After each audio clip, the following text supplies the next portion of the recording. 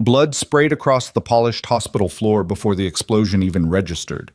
The trembling young nurse they'd all dismissed, the one they called the mouse, the one they wouldn't let near critical patients, was already moving toward the source of the blast while decorated surgeons dove under desks.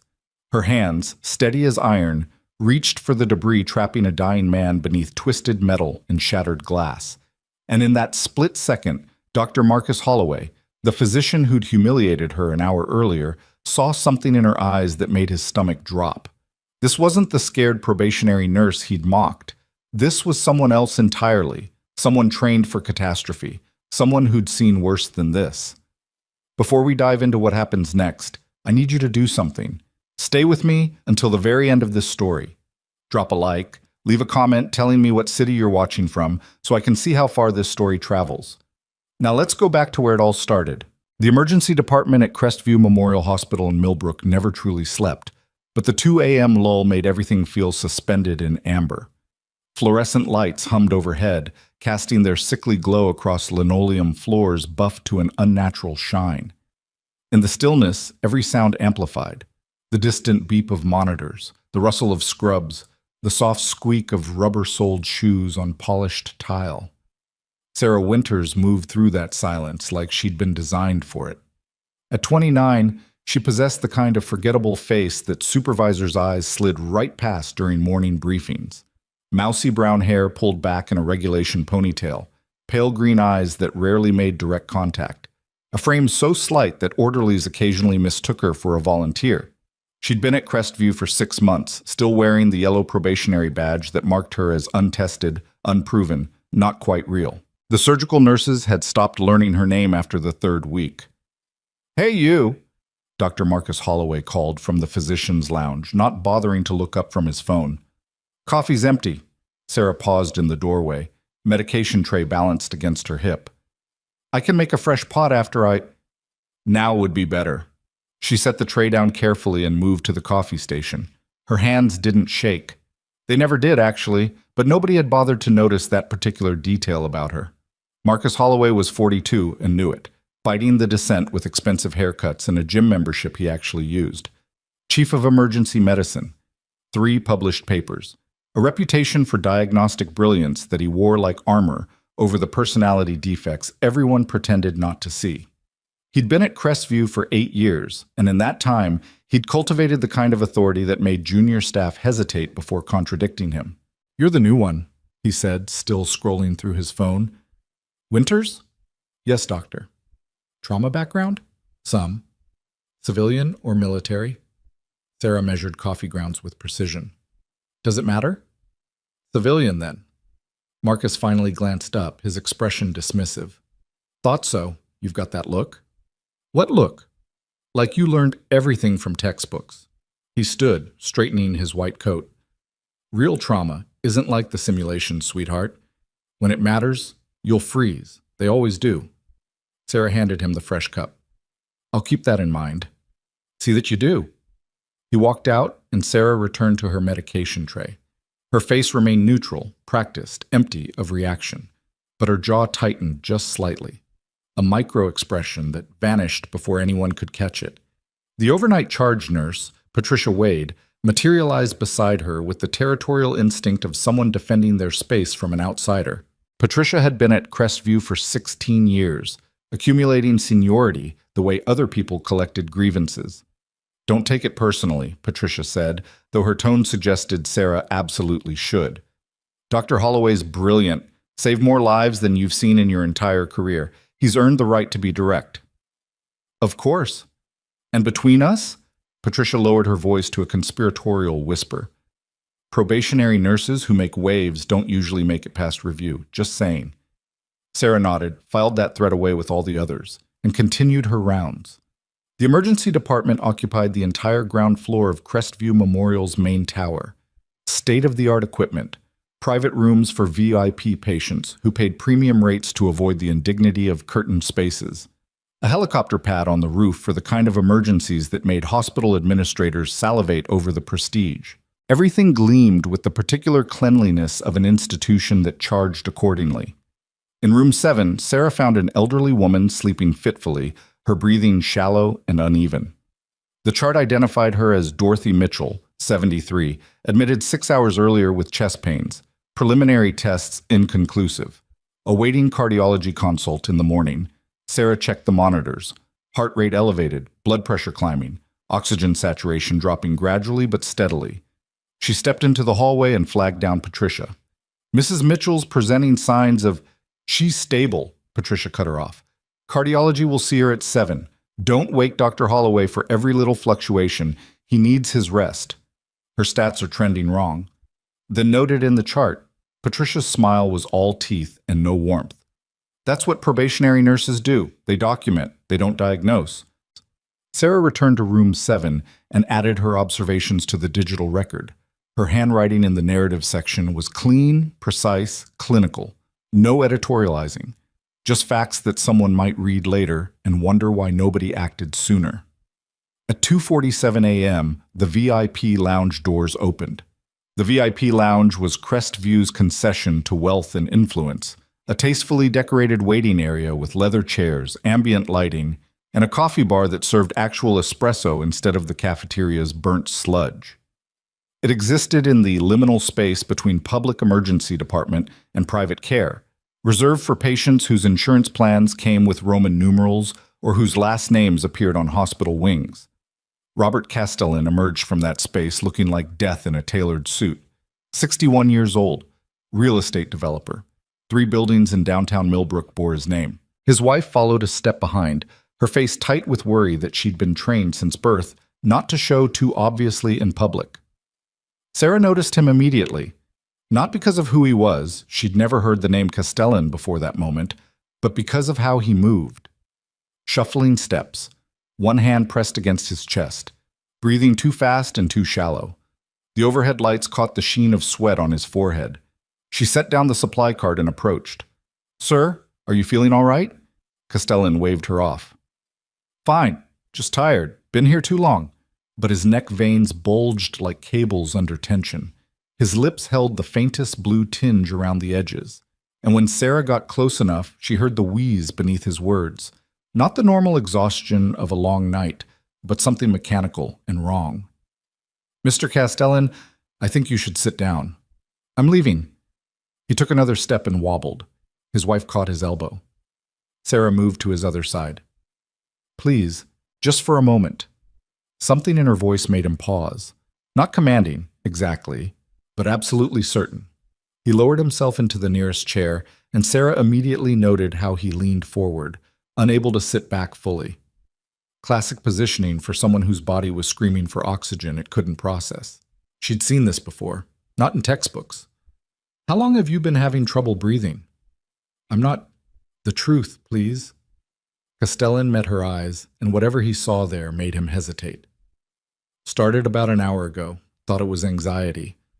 Hospitals make me nervous. Any chest pain?" "Some. Pressure." "Radiating to your jaw or arm?" "A little." Sarah glanced at his wife. "When did you arrive tonight?" 10 o'clock. Robert was having palpitations. They ran tests, said everything looked normal, told us to wait for the attending to discharge him. 4 hours in the VIP lounge. 4 hours while something catastrophic brewed inside him. Sarah straightened. "Wait here. Don't move." She found Marcus Holloway in the physician's lounge, halfway through a sandwich, reviewing patient files on his tablet. "Dr. Holloway." "What?" He didn't look up. "The patient in the VIP lounge, Robert Castellan. He's in acute distress, jugular vein distension, labored breathing, cyanosis around the mouth. I think he's developing cardiac tamponade." Now Marcus looked up. His expression cycled through irritation, disbelief, and something close to amusement. "You think?" "Yes." "Based on your extensive diagnostic experience?" Based on his presentation. Marcus set down his tablet with exaggerated care. "Let me explain something to you, Winters. Robert Castellan had a full cardiac workup 3 hours ago. EKG normal.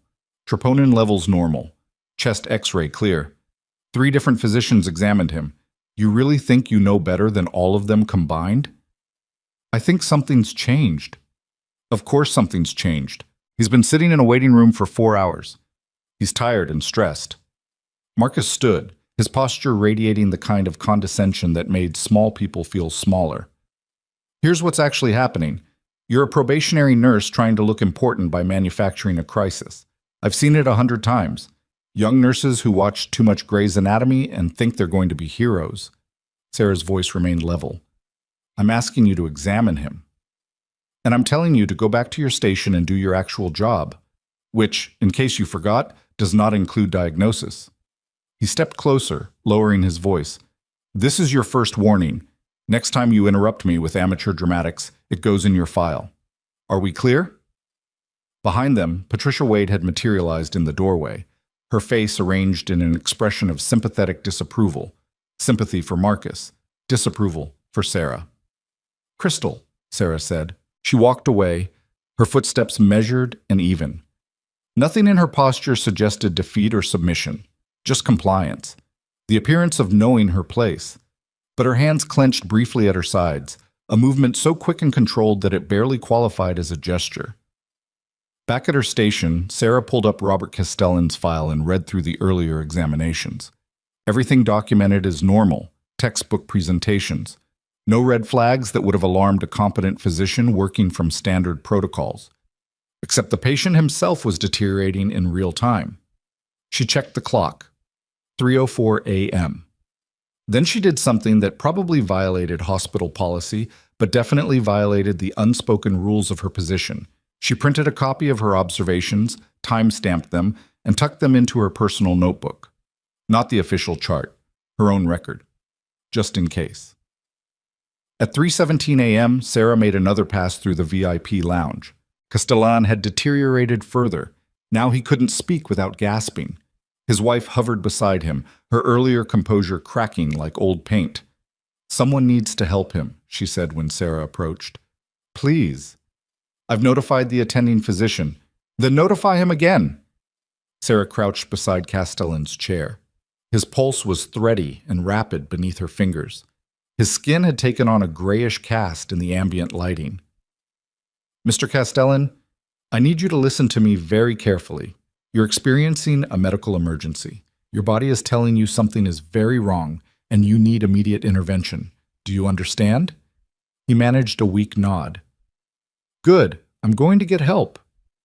You already tried, his wife said bitterly. They didn't listen. Sarah stood. Then I'll make them listen. She walked back to the physician's lounge with the same measured pace, but this time something had changed in her bearing. The slight hunch of her shoulders had straightened. The downward cast of her eyes had lifted. Marcus was still reviewing files, Patricia beside him discussing staffing schedules for next week. Dr. Holloway. Jesus Christ. He slammed his tablet down. What now? Robert Castellan is dying. The word hung in the air like a grenade. Excuse me? He's in acute cardiovascular collapse. If you don't examine him in the next 5 minutes, he's going to arrest. And when he does, every decision you made tonight becomes part of the record. Patricia gasped. How dare you speak to... But Marcus had gone very still, his eyes locked on Sarah's face. Later, he'd try to explain what he saw there. Not fear or desperation or the theatrical panic of someone exaggerating for effect. Something else. Something calm and absolutely certain. You're making a very serious accusation, he said quietly. I'm making an observation. What you do with it is your decision. But if you choose not to act, I want that choice documented. It was the last part that did it. Not the medical details, not the urgency. The implication that his inaction would have a paper trail. Fine, Marcus snapped. Let's go prove you wrong. They walked to the VIP lounge together, Patricia trailing behind like a lawyer preparing to take notes for the disciplinary hearing. But the moment Marcus saw Robert Castellan, his expression changed. Years of training took over. He moved forward, his hands already reaching for Castellan's wrist while his eyes catalogued the visible symptoms. The swollen neck veins, the labored breathing, the positional dyspnea. All the things that hadn't been there 3 hours ago when the initial workup came back clean. Get me a portable ultrasound, Marcus said, his voice stripped of its earlier condescension. Now. Patricia rushed off. Sarah stayed exactly where she was. Marcus performed a quick examination, his movements efficient but increasingly urgent. When the ultrasound arrived, he ran it across Castellan's chest and went pale. "Pericardial effusion," he muttered. "Large volume. How the hell did we miss this?" Sarah said nothing. She already knew the answer. They'd missed it because they'd run their tests hours ago when the condition was just beginning, and then they'd stopped looking. "We need to drain this immediately." Marcus turned, barking orders that transformed the VIP lounge into an improvised treatment space. "Get me a pericardiocentesis kit. Notify surgery we might need an OR. Someone call cardiology and tell them to get down here." The emergency department erupted into controlled chaos. Nurses materialized with equipment. Junior physicians responded to pages. The machinery of hospital emergency response ground into motion. Sarah stepped back to let them work, but Marcus caught her wrist. "You stay," he said. "You spotted this. You assist." It wasn't an apology. It wasn't even acknowledgement, just a practical assignment of responsibility now that the crisis was real and undeniable. Sarah nodded once and moved into position. For the next 12 minutes, she existed in a space she'd hoped never to visit again. The heightened focus of life or death medicine where every second carried weight and every decision branched into futures of survival or loss. Her hands moved automatically, anticipating needs before Marcus voiced them. Supplies appeared in his grip exactly when required. Her movements were economy itself, nothing wasted, nothing hesitant. Marcus inserted the needle with steady precision, and when fluid began draining from the pericardial sac, Castellan's breathing immediately eased. Color returned to his face. His wife sobbed with relief. "Got it," Marcus said. "We got it in time." He stepped back, letting the cardiology team take over, and only then seemed to register what had just happened. He looked at Sarah, really looked at her, for the first time since she'd started working at Crestview. "How did you know?" he asked quietly. "I've seen it before." "Where?" Before Sarah could answer, the building shook. It wasn't a small tremor or the rattle of passing traffic. This was massive, a concussive wave that traveled through the foundation like a physical blow. The lights flickered, ceiling tiles shifted. Somewhere deep in the building's infrastructure, something catastrophic had just occurred. Then the emergency alert system screamed to life. Code black, all personnel respond. Explosion in the administrative wing, multiple casualties. Code black. The phrase repeated, mechanical and urgent, as staff throughout Crestview Memorial tried to process what they'd just heard. Marcus grabbed his phone, already moving toward the door. "Patricia, get me a casualty count. Someone contact the fire department. We need..." The second explosion was closer. This one they felt in their bones. The floor buckled. Windows shattered inward in a spray of crystalline fragments. The overhead lights died completely, replaced a heartbeat later by the dim red glow of emergency systems. And then the screaming started. Not distant, not abstract. Right there in the emergency department where Sarah stood, where patients in bed suddenly found themselves choking on smoke and terror. Marcus stumbled, his earlier authority fragmenting in the face of chaos he couldn't diagnose or treat. Around him, nurses ducked instinctively as debris rained from damaged ceiling panels. Someone was crying. Someone else was calling for help in a voice pitched high with panic. Sarah moved before conscious thought caught up to action. She grabbed Marcus's arm, pulling him upright, her grip harder than should have been possible for someone her size. When he looked at her, he saw that same strange certainty, but now it had teeth. "We need to stabilize this department before we help anyone else," she said. Her voice cut through the chaos with surgical precision. "Secure the patients, account for staff, establish a triage point, then we move." "Who the hell do you want to stand here arguing, or do you want to save lives?" Marcus opened his mouth, closed it, then nodded. "Good. Get me a head count." And just like that, the hierarchy inverted. Sarah moved through the emergency department like a general surveying a battlefield.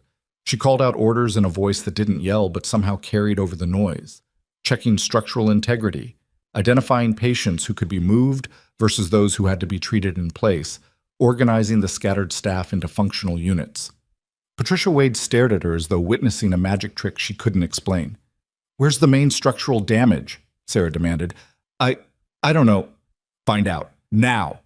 Patricia ran. A young resident stumbled out of the supply room, blood streaming from a cut on his forehead. What do I...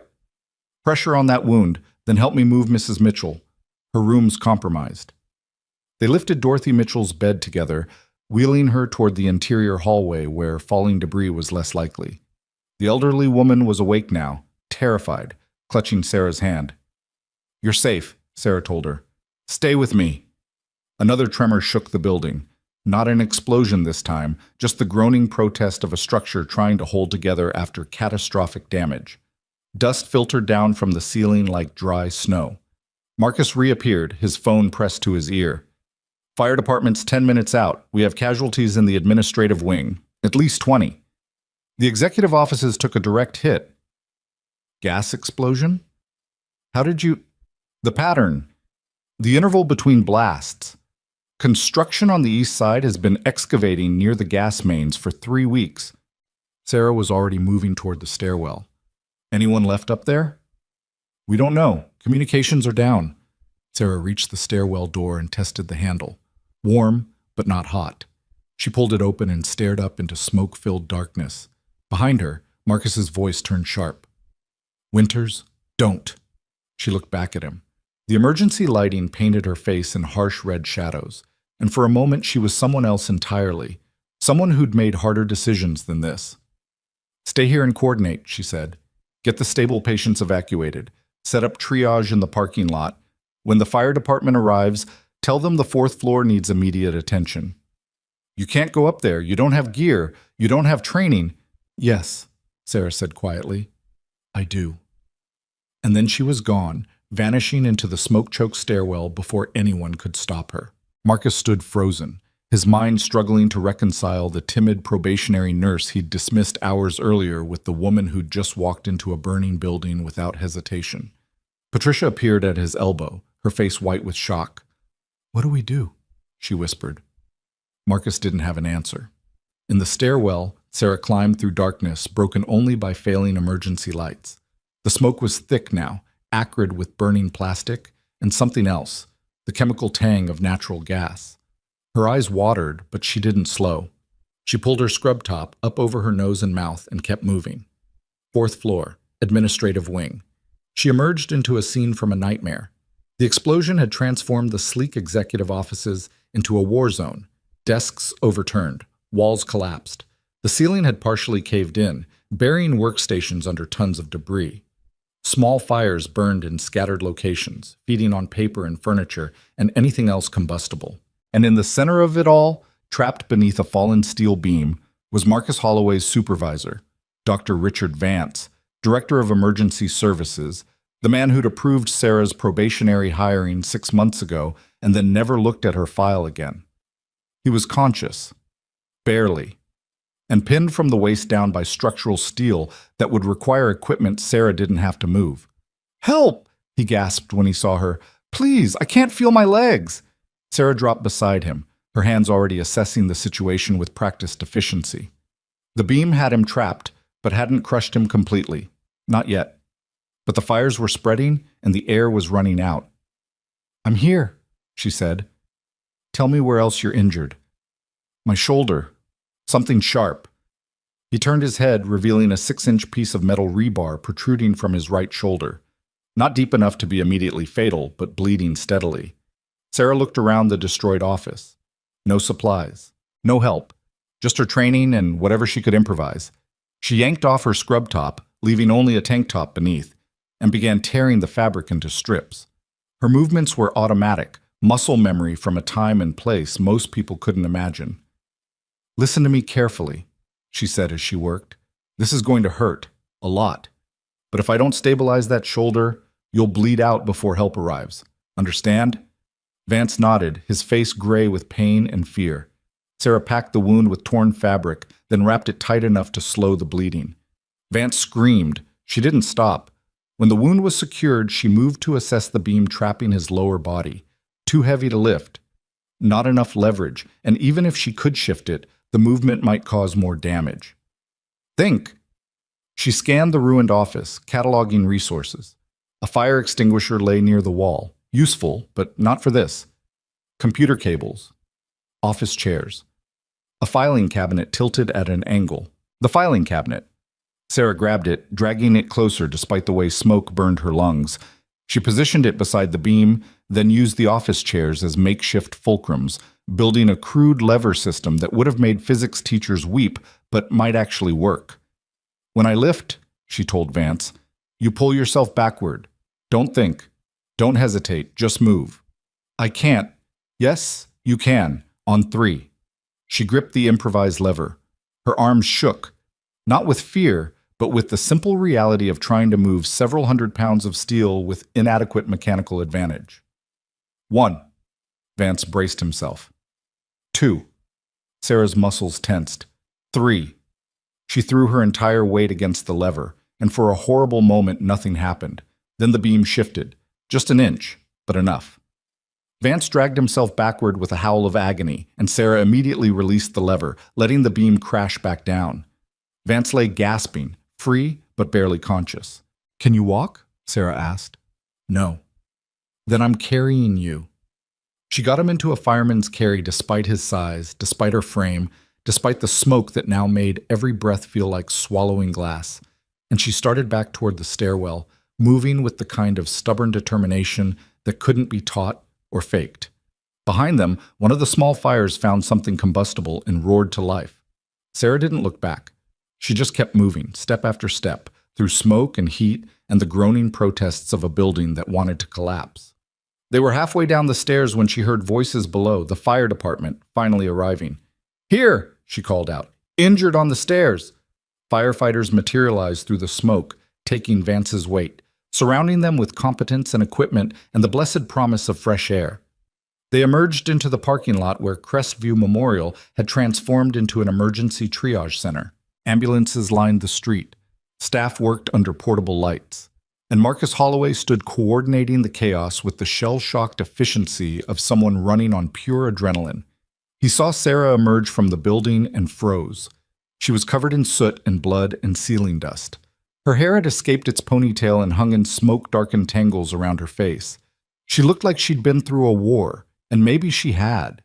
The paramedics took Vance from her, rushing him toward waiting transport, and Sarah stood alone in the parking lot, trying to remember how to be small and forgettable again.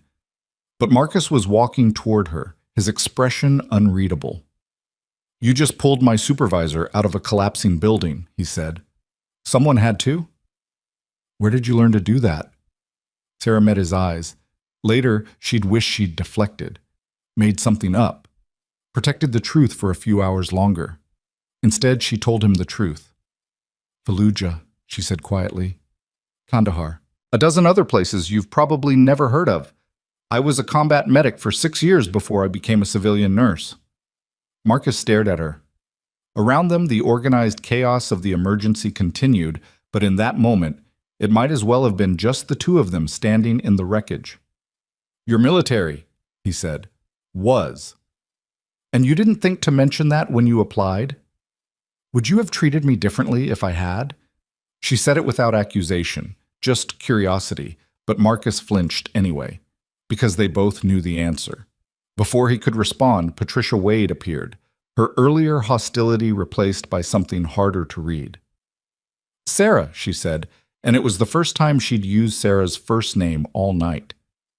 "Mrs. Mitchell's asking for you. She won't let them transport her until you tell her she's okay." Sarah nodded and walked away, leaving Marcus standing in the parking lot with questions multiplying in his mind like fractures spreading through glass. The rest of that night blurred into an endless sequence of triage decisions and patient transfers. Sarah moved between casualties with the same quiet efficiency she'd demonstrated all along, but now people noticed, watched, whispered. The timid probationary nurse had vanished, replaced by someone who moved through chaos like it was a second language. At dawn, when the last patient had been transferred and the building declared structurally unsafe, Sarah found herself sitting on the curb outside Crestview Memorial's ruined entrance. Her body ached, her lungs burned from smoke inhalation, and somewhere in the past 7 hours, she'd lost the yellow probationary badge that had marked her as less than. Marcus sat down beside her without asking permission. For a long moment, neither spoke. Then Marcus said, "I was wrong about you." "Yes, I should have listened when you warned me about Castellan. Yes, and I sure as hell shouldn't have dismissed you as inexperienced. Sarah turned to look at him.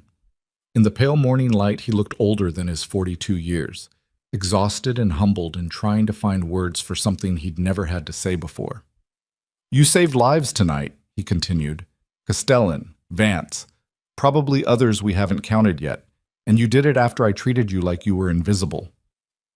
I am used to being invisible, Sarah said quietly.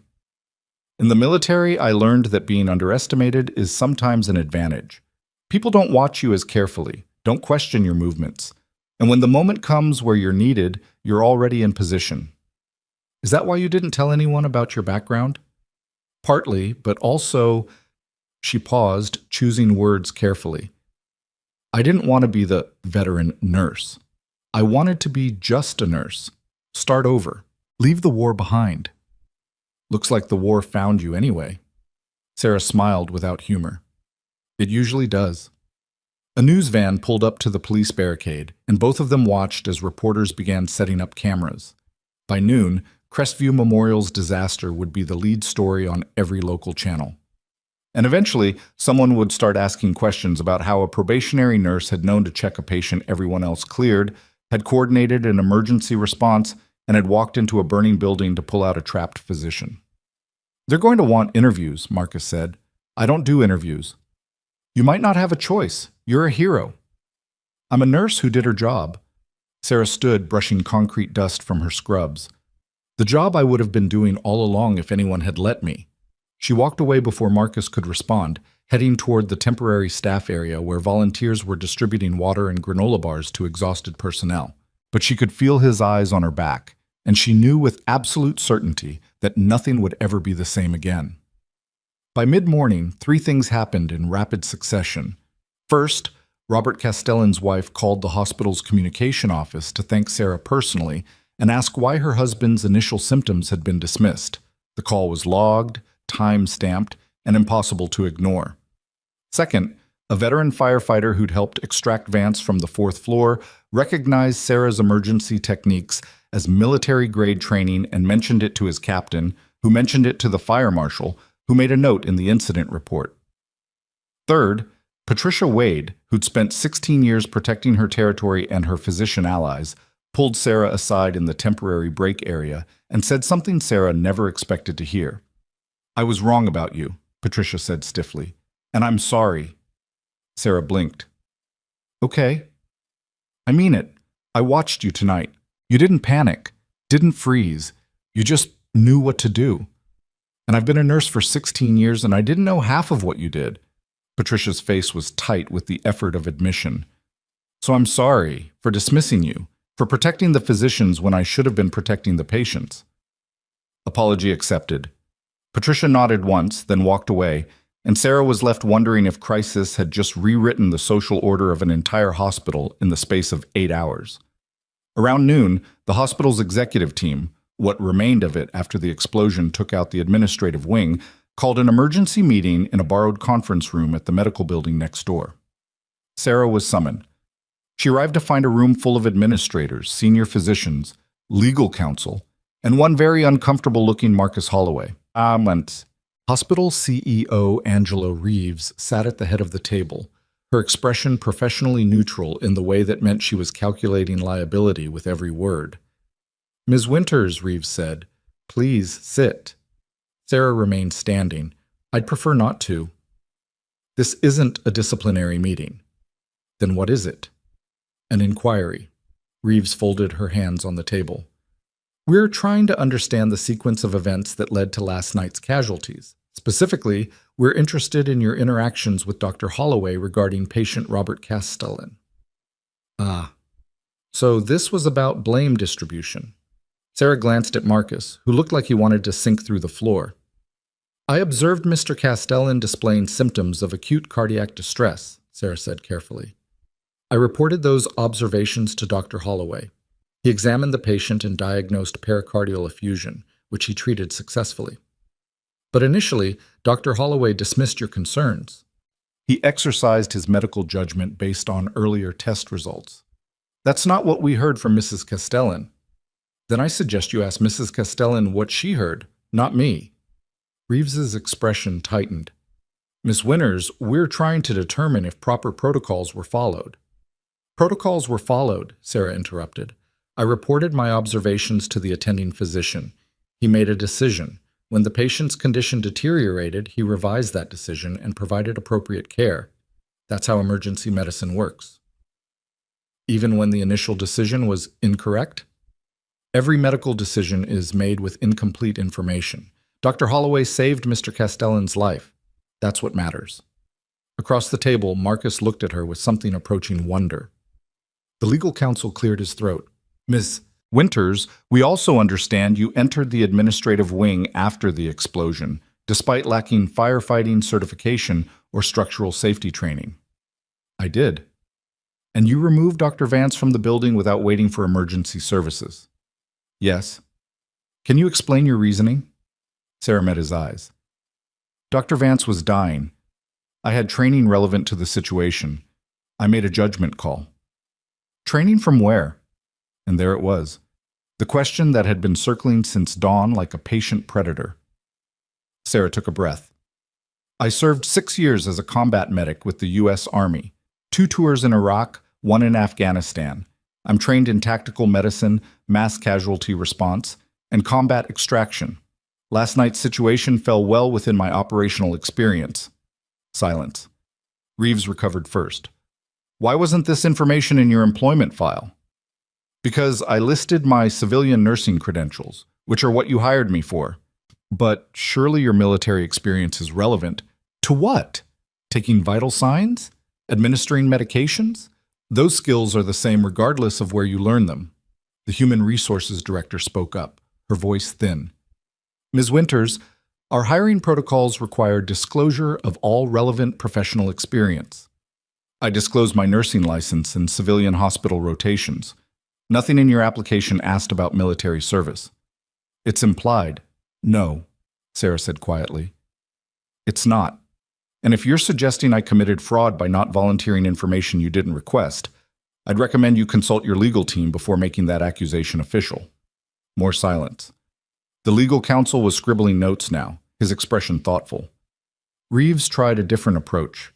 Ms. Winters, we're not trying to attack you. We're trying to understand what happened.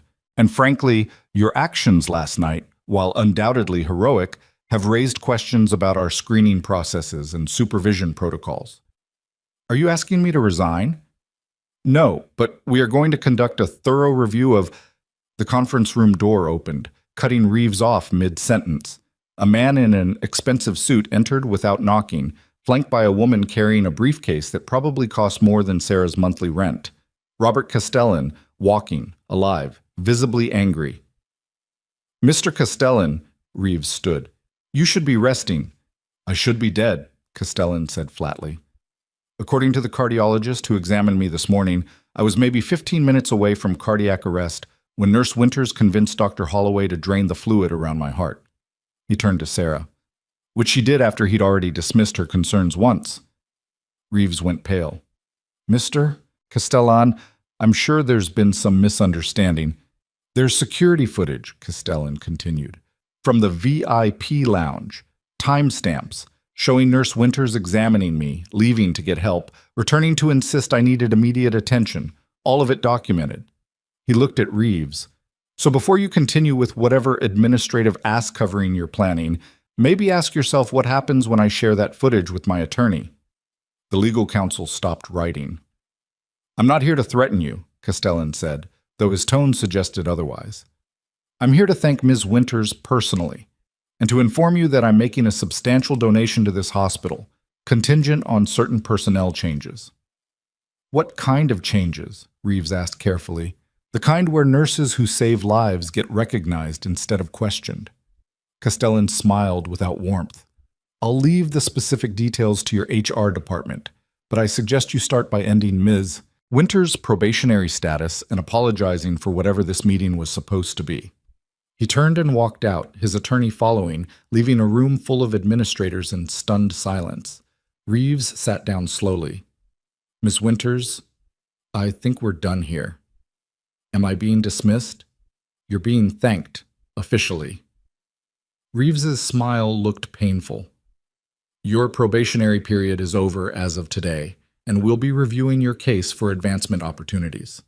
I don't want advancement, Sarah said. I want to do my job without being treated like I'm incompetent. Noted. Sarah left the conference room and found Marcus waiting in the hallway outside. You didn't have to protect me in there, he said. I wasn't protecting you. I was being accurate. You could have buried me. Told them exactly how I dismissed you, how I refused to examine Castellan until you forced the issue. And what would that accomplish? Marcus shook his head. I don't understand you. You don't have to, Sarah said. You just have to work with me. She walked away, and this time Marcus didn't follow, just stood in the hallway trying to reconcile everything he thought he knew about competence, hierarchy, and the quiet nurse who'd just rewritten every assumption he'd built his career on. The temporary break room smelled like burnt coffee and antiseptic wipes. Sarah found an empty chair in the corner and sat down for the first time in 14 hours. Her legs trembled, not from fear, but from the simple biological fact that adrenaline eventually runs out and leaves you hollow. Someone had brought donuts. They sat in a box on the folding table, untouched, because nobody had the stomach for sugar after the night they'd survived. Sarah closed her eyes and tried to find the quiet place she'd learned to access in dusty field hospitals half a world away. That space where exhaustion lived but couldn't touch you, where you could function on muscle memory and training while your conscious mind took a mandatory break. She almost got there. You're Sarah Winters. The voice belonged to a man in fire department gear, soot still streaking his face, mid-40s, tired eyes that had seen too much. He stood in the doorway holding 2 bottles of water, and something in his posture made Sarah sit up straighter. That's me? I'm Captain Luis Ramirez. My crew pulled Dr. Vance from the administrative wing. He crossed the room and held out one of the water bottles. The way you packed that shoulder wound, the improvised lever system, that's not civilian training. Sarah took the water but didn't open it. No. Where'd you serve? Iraq, Afghanistan, couple other places. Ramirez nodded slowly, recognition passing between them in the wordless language veterans share. Fallujah? Second tour. Nasty. He pulled out a chair and sat down without asking permission. My cousin was Army medical. Served in Ramadi. Came back different. They all do. Sarah finally opened the water and drank half the bottle in one long pull. Her throat still burned from smoke inhalation. Your cousin still practicing? No. He drives a delivery truck now, says he needed something simple, something that didn't involve decisions that cost lives. I understand that. But you came back and chose emergency medicine anyway. Sarah looked at him. Where else was I supposed to go? It's what I know how to do. Ramirez studied her for a moment, then reached into his jacket and pulled out a business card. Fire marshal's going to want a statement. Probably today. The explosion pattern suggests deliberate sabotage, not a construction accident, which means this becomes a criminal investigation. Sabotage. Gas line was severed manually, clean cut.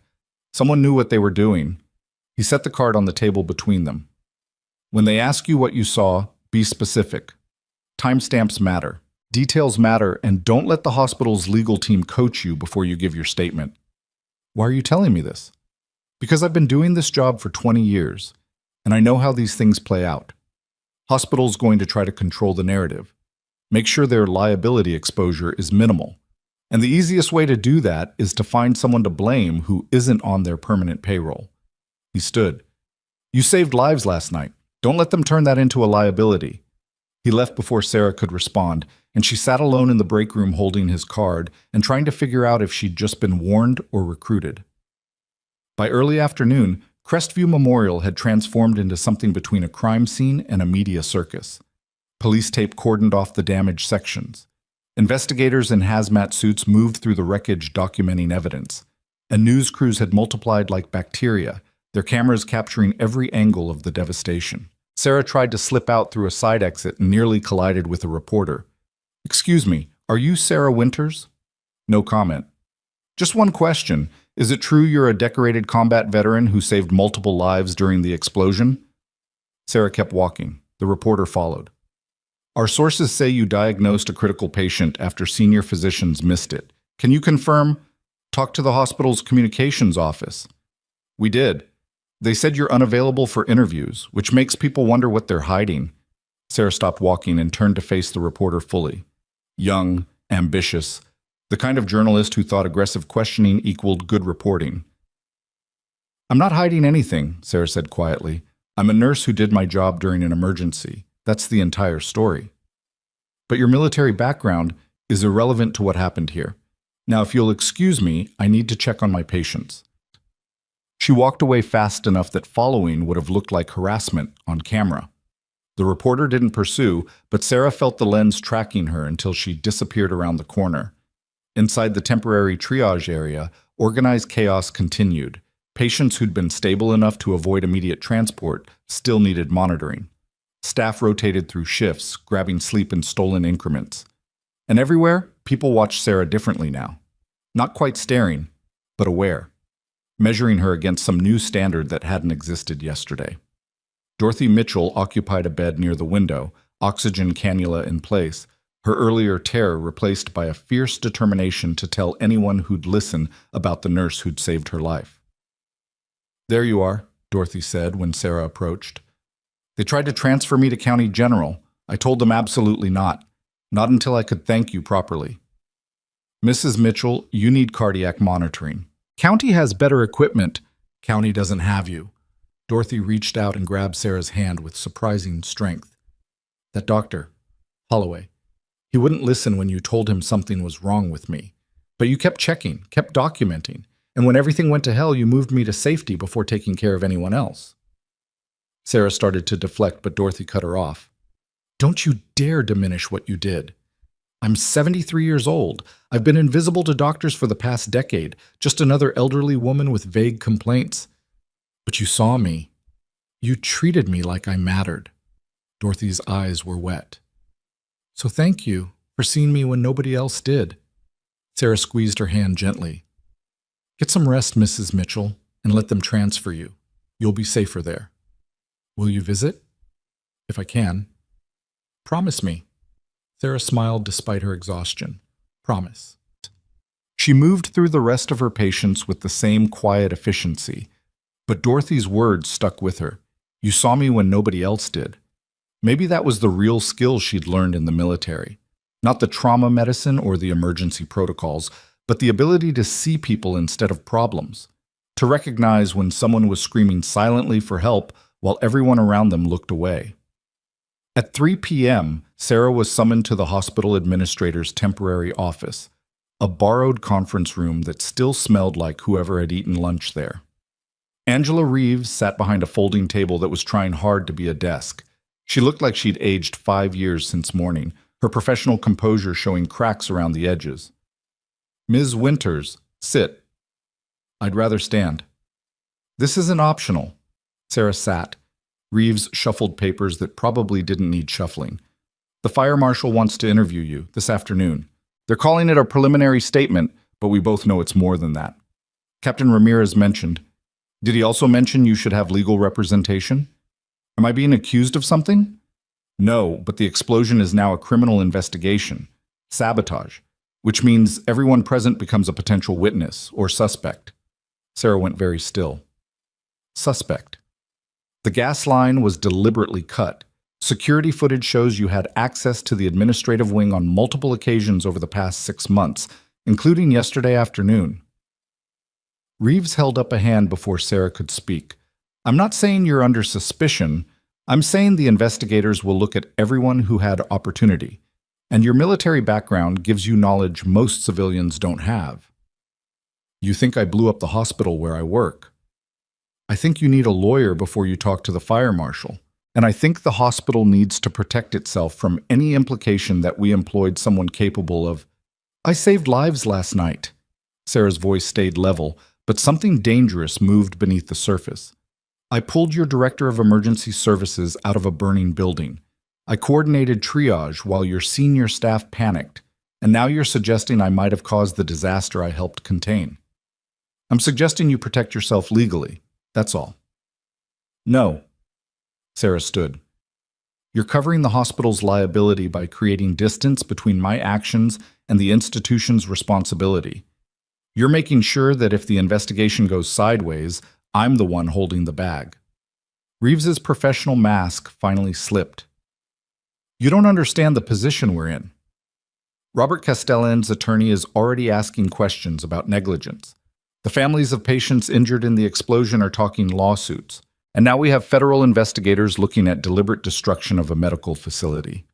The hospital needs to demonstrate we took appropriate precautions by throwing me under the bus, by following protocol. Sarah leaned forward, her palms flat on the folding table. Here's what's going to happen. I'm going to give the fire marshal my statement. I'm going to tell them exactly what I saw, when I saw it, and what I did about it. And I'm going to do it without your lawyers coaching me on how to minimize institutional liability. Because unlike this hospital, I don't have anything to hide. She walked out before Reeves could respond. In the hallway outside, Marcus Holloway stood with his back against the wall, his expression unreadable. How much did you hear? Sarah asked. Enough. He pushed off the wall and fell into step beside her. They're scared. I know. Not just of lawsuits, of you.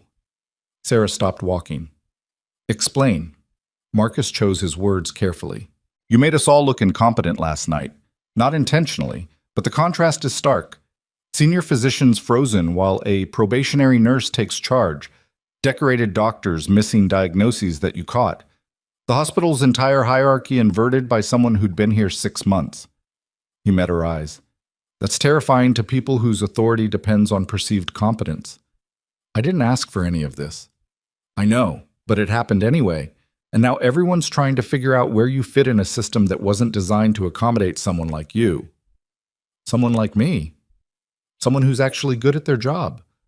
It was the first time Marcus had said anything approaching a genuine compliment, and it landed with unexpected weight. The fire marshal's office is in the East Wing, Marcus continued. I'll walk with you, moral support, or witness protection, whichever you need. Why? Because I owe you. And because if they're looking for someone to blame, I'd rather they look at me than you. They walked through the hospital's temporary corridors in silence, passing staff who watched them with open curiosity. The odd couple, the decorated emergency physician, and the combat veteran nurse who'd outperformed him when it mattered most. The fire marshal's temporary office occupied a room that had been a patient consultation space before the explosion. Now it held folding tables covered with evidence bags, photographs of the destruction, and architectural plans marked with investigators' notes. Fire Marshal Rebecca Torres was 50-something and carried herself with the particular weariness of someone who'd spent decades documenting how humans hurt each other. She looked up when Sarah and Marcus entered, her eyes sharp and assessing. Ms. Winters, thank you for coming. I was told it wasn't optional. Torres smiled without humor. It's not, but I appreciate the cooperation anyway. Dr. Holloway, I don't recall asking for you. I'm here as a colleague, Marcus said. This is a witness interview, not a team-building exercise. Then I'll wait outside. Torres gestured to a chair across from her. Sit. This will take a while. Sarah sat. Marcus left, though she could feel his presence on the other side of the door, like a promise that someone was watching. Torres activated a recording device and stated the date, time, and participants. Then she leaned back and studied Sarah for a long moment. Let's start with the obvious question, Torres said. Do you have any knowledge of or involvement in the explosions that occurred at Crestview Memorial Hospital at approximately 3:18 a.m. on May 26, 2026? No.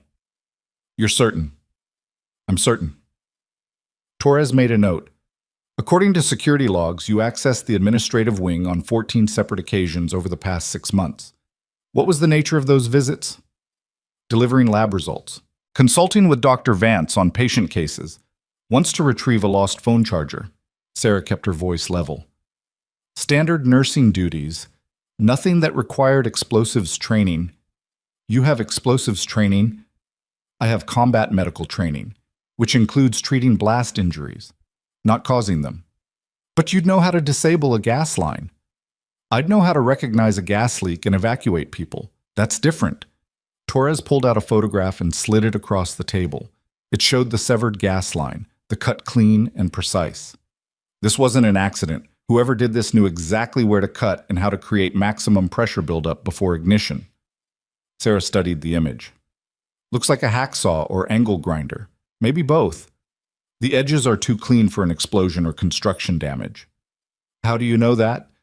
Because I spent 6 years looking at things that had been blown up. You learn to read the evidence. Torres leaned forward. Walk me through your movements yesterday. Start from when you arrived for your shift. Sarah did. She detailed every patient interaction, every consultation with physicians, every moment she'd spent in the various wings of the hospital. Her memory for specifics was perfect. Times, locations, witnesses. The kind of recall that came from years of documenting combat medicine where mistakes got people killed and poor record-keeping got you court-martialed. When she reached the part about warning Marcus regarding Robert Castellan, Torres stopped her. So, Dr. Holloway initially dismissed your concerns. He exercised his medical judgment based on available information. That's diplomatic. Mrs. Castellan described it differently, said he was condescending and refused to examine her husband until you insisted. Mrs. Castellan was understandably stressed. Stop protecting him, Torres said flatly. I need accurate information, not institutional loyalty. Sarah met her eyes. Fine. Dr. Holloway dismissed me because I'm a probationary nurse with limited civilian experience. He assumed I was manufacturing a crisis to look important. He was wrong. But his mistake doesn't make him a criminal, just human. And when you realized the patient was deteriorating, I documented my observations and reported them again. That's protocol. Even when protocol requires you to watch someone die? The question hung in the air like smoke. Sarah took a slow breath. I've watched people die, Marshal Torres. I've held pressure on wounds that wouldn't stop bleeding and performed CPR on soldiers who were already gone. I've made triage decisions that meant some people got care while others didn't. So don't ask me theoretical questions about protocol versus conscience. I live in that space, every shift, every decision. Torres's expression softened fractionally. You went into a burning building to rescue Dr. Vance. Yes. Without gear, without backup, without authorization, without time. He was dying. I had training relevant to the situation, so I acted. Did you see anyone else in the administrative wing before the explosion? Sarah closed her eyes, pulling up the memory. The hallway before disaster. She'd delivered lab results to Dr. Vance's office around 2 p.m. The corridor had been mostly empty, late afternoon lull, but there was a maintenance worker, she said slowly, near the mechanical room. I didn't recognize him, but we have contractors in and out constantly. Torres sat up straighter. Description? White male, 40s, maybe 5'10", dark coveralls, work boots, carrying a toolbox.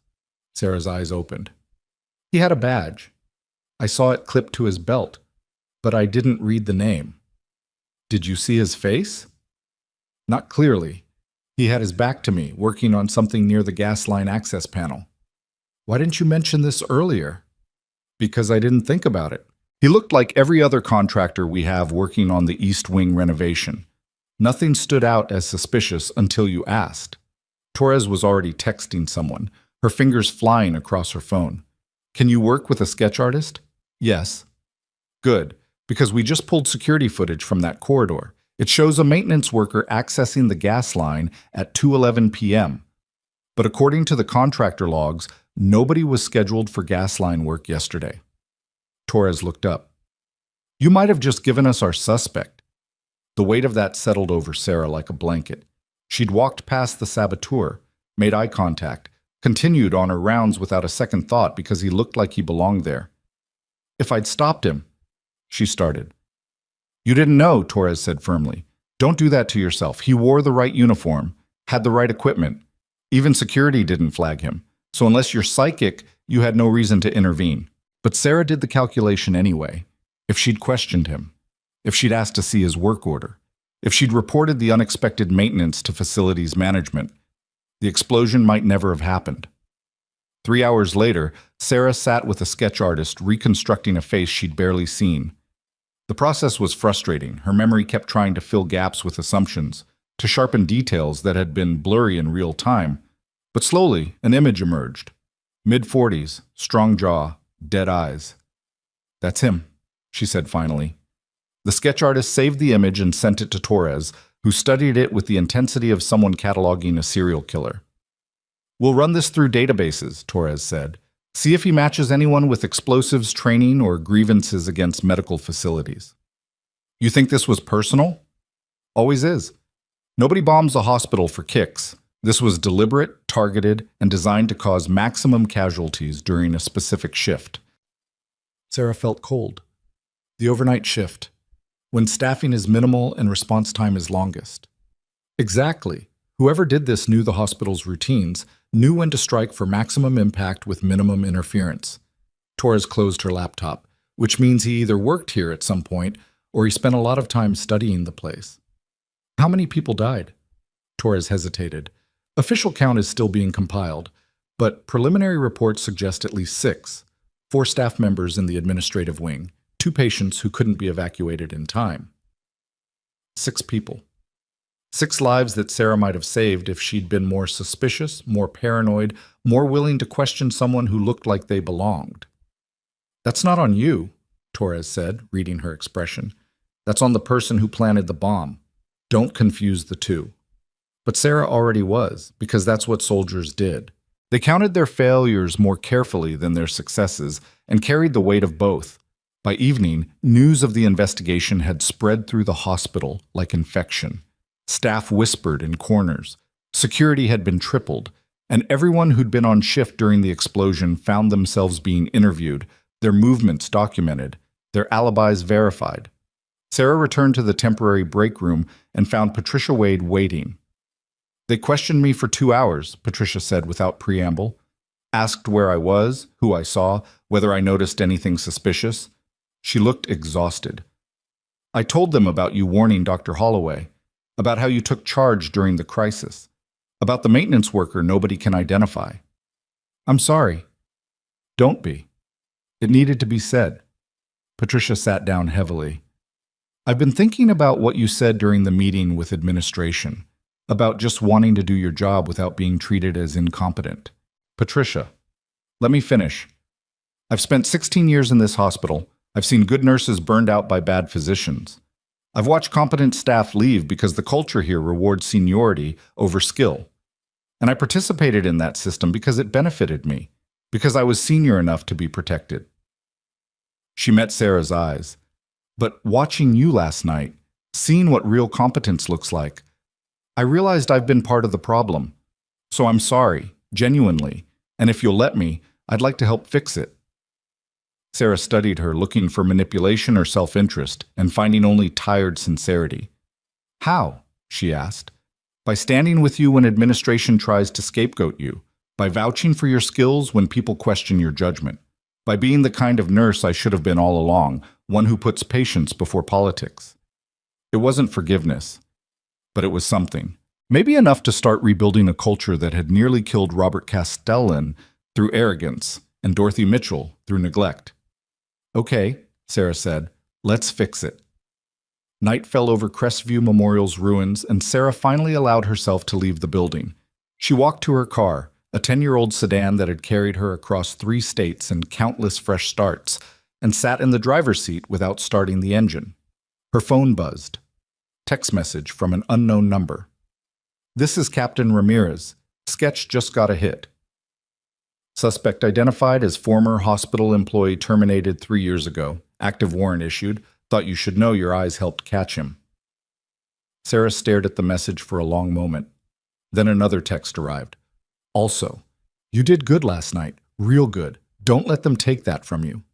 She set the phone down and pressed her palms against her eyes, feeling the weight of 14 hours crash into her all at once. Somewhere in the distance, sirens wailed. Another emergency. Another crisis. The machinery of trauma continued grinding forward, whether anyone was ready or not. Sarah started the car and drove toward home, exhaustion pulling at her bones. She made it 3 blocks before her phone rang. Hospital number. Winters. This is Dr. Vance. The voice was weak but recognizable. I'm in recovery at County General. They said you pulled me out of the rubble. Yes. I don't remember most of it. But I remember you telling me to pull myself backward when you lifted the beam. I remember thinking you sounded like a drill sergeant. Close enough. Silence. Then, thank you for not leaving me there to die. You're welcome. I owe you my life. When I'm back on my feet, when this is over, I want to make this right. The way you've been treated here, the way we all dismissed you, it's unacceptable. Focus on healing, Dr. Vance. We'll worry about the rest later. She ended the call and continued driving, but something had shifted. The ground beneath her was still unstable, still threatening to collapse into recrimination and institutional blame. But people were starting to see her, really see her. Not the probationary nurse or the invisible veteran, but the person who'd kept her head when everyone else lost theirs. Sarah pulled into her apartment complex just as her phone buzzed again. This time the message made her blood freeze. Unknown. You shouldn't have survived the explosion. That's twice you've interfered. There won't be a third time. She sat very still, reading the message again. Then again. The bomber hadn't been caught. The sketch had identified him, but identification wasn't capture. He was still out there, still angry. And now he knew her name. Sarah's finger hovered over the screen, muscle memory screaming at her to screenshot the threat before it disappeared. She captured it, then immediately forwarded the message to Captain Ramirez with 2 words. Got this. His response came back in seconds. Don't go inside your apartment. Stay in the car. Police en route. She looked up at her building, a converted warehouse with exterior stairs and too many blind corners. 3rd floor, end unit. Windows she'd left cracked for air circulation.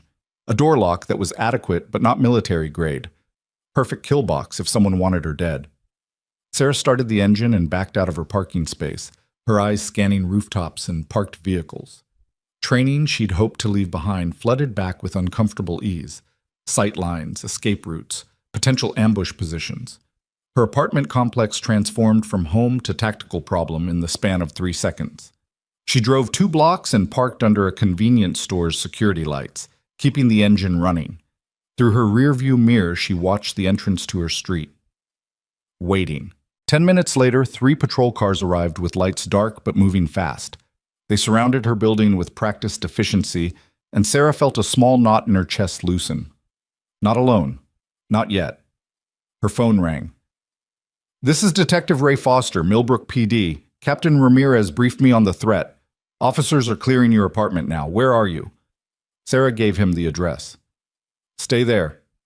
We're sending a unit to your location. I can take care of myself. I don't doubt that. But if this is our bombing suspect making threats, taking care of yourself isn't going to be enough. Foster's voice carried the weight of someone who'd delivered too many death notifications. He killed 6 people last night. He won't hesitate to make it 7. The line went dead, and Sarah sat in the artificial brightness of the parking lot, watching moths batter themselves against the overhead lights.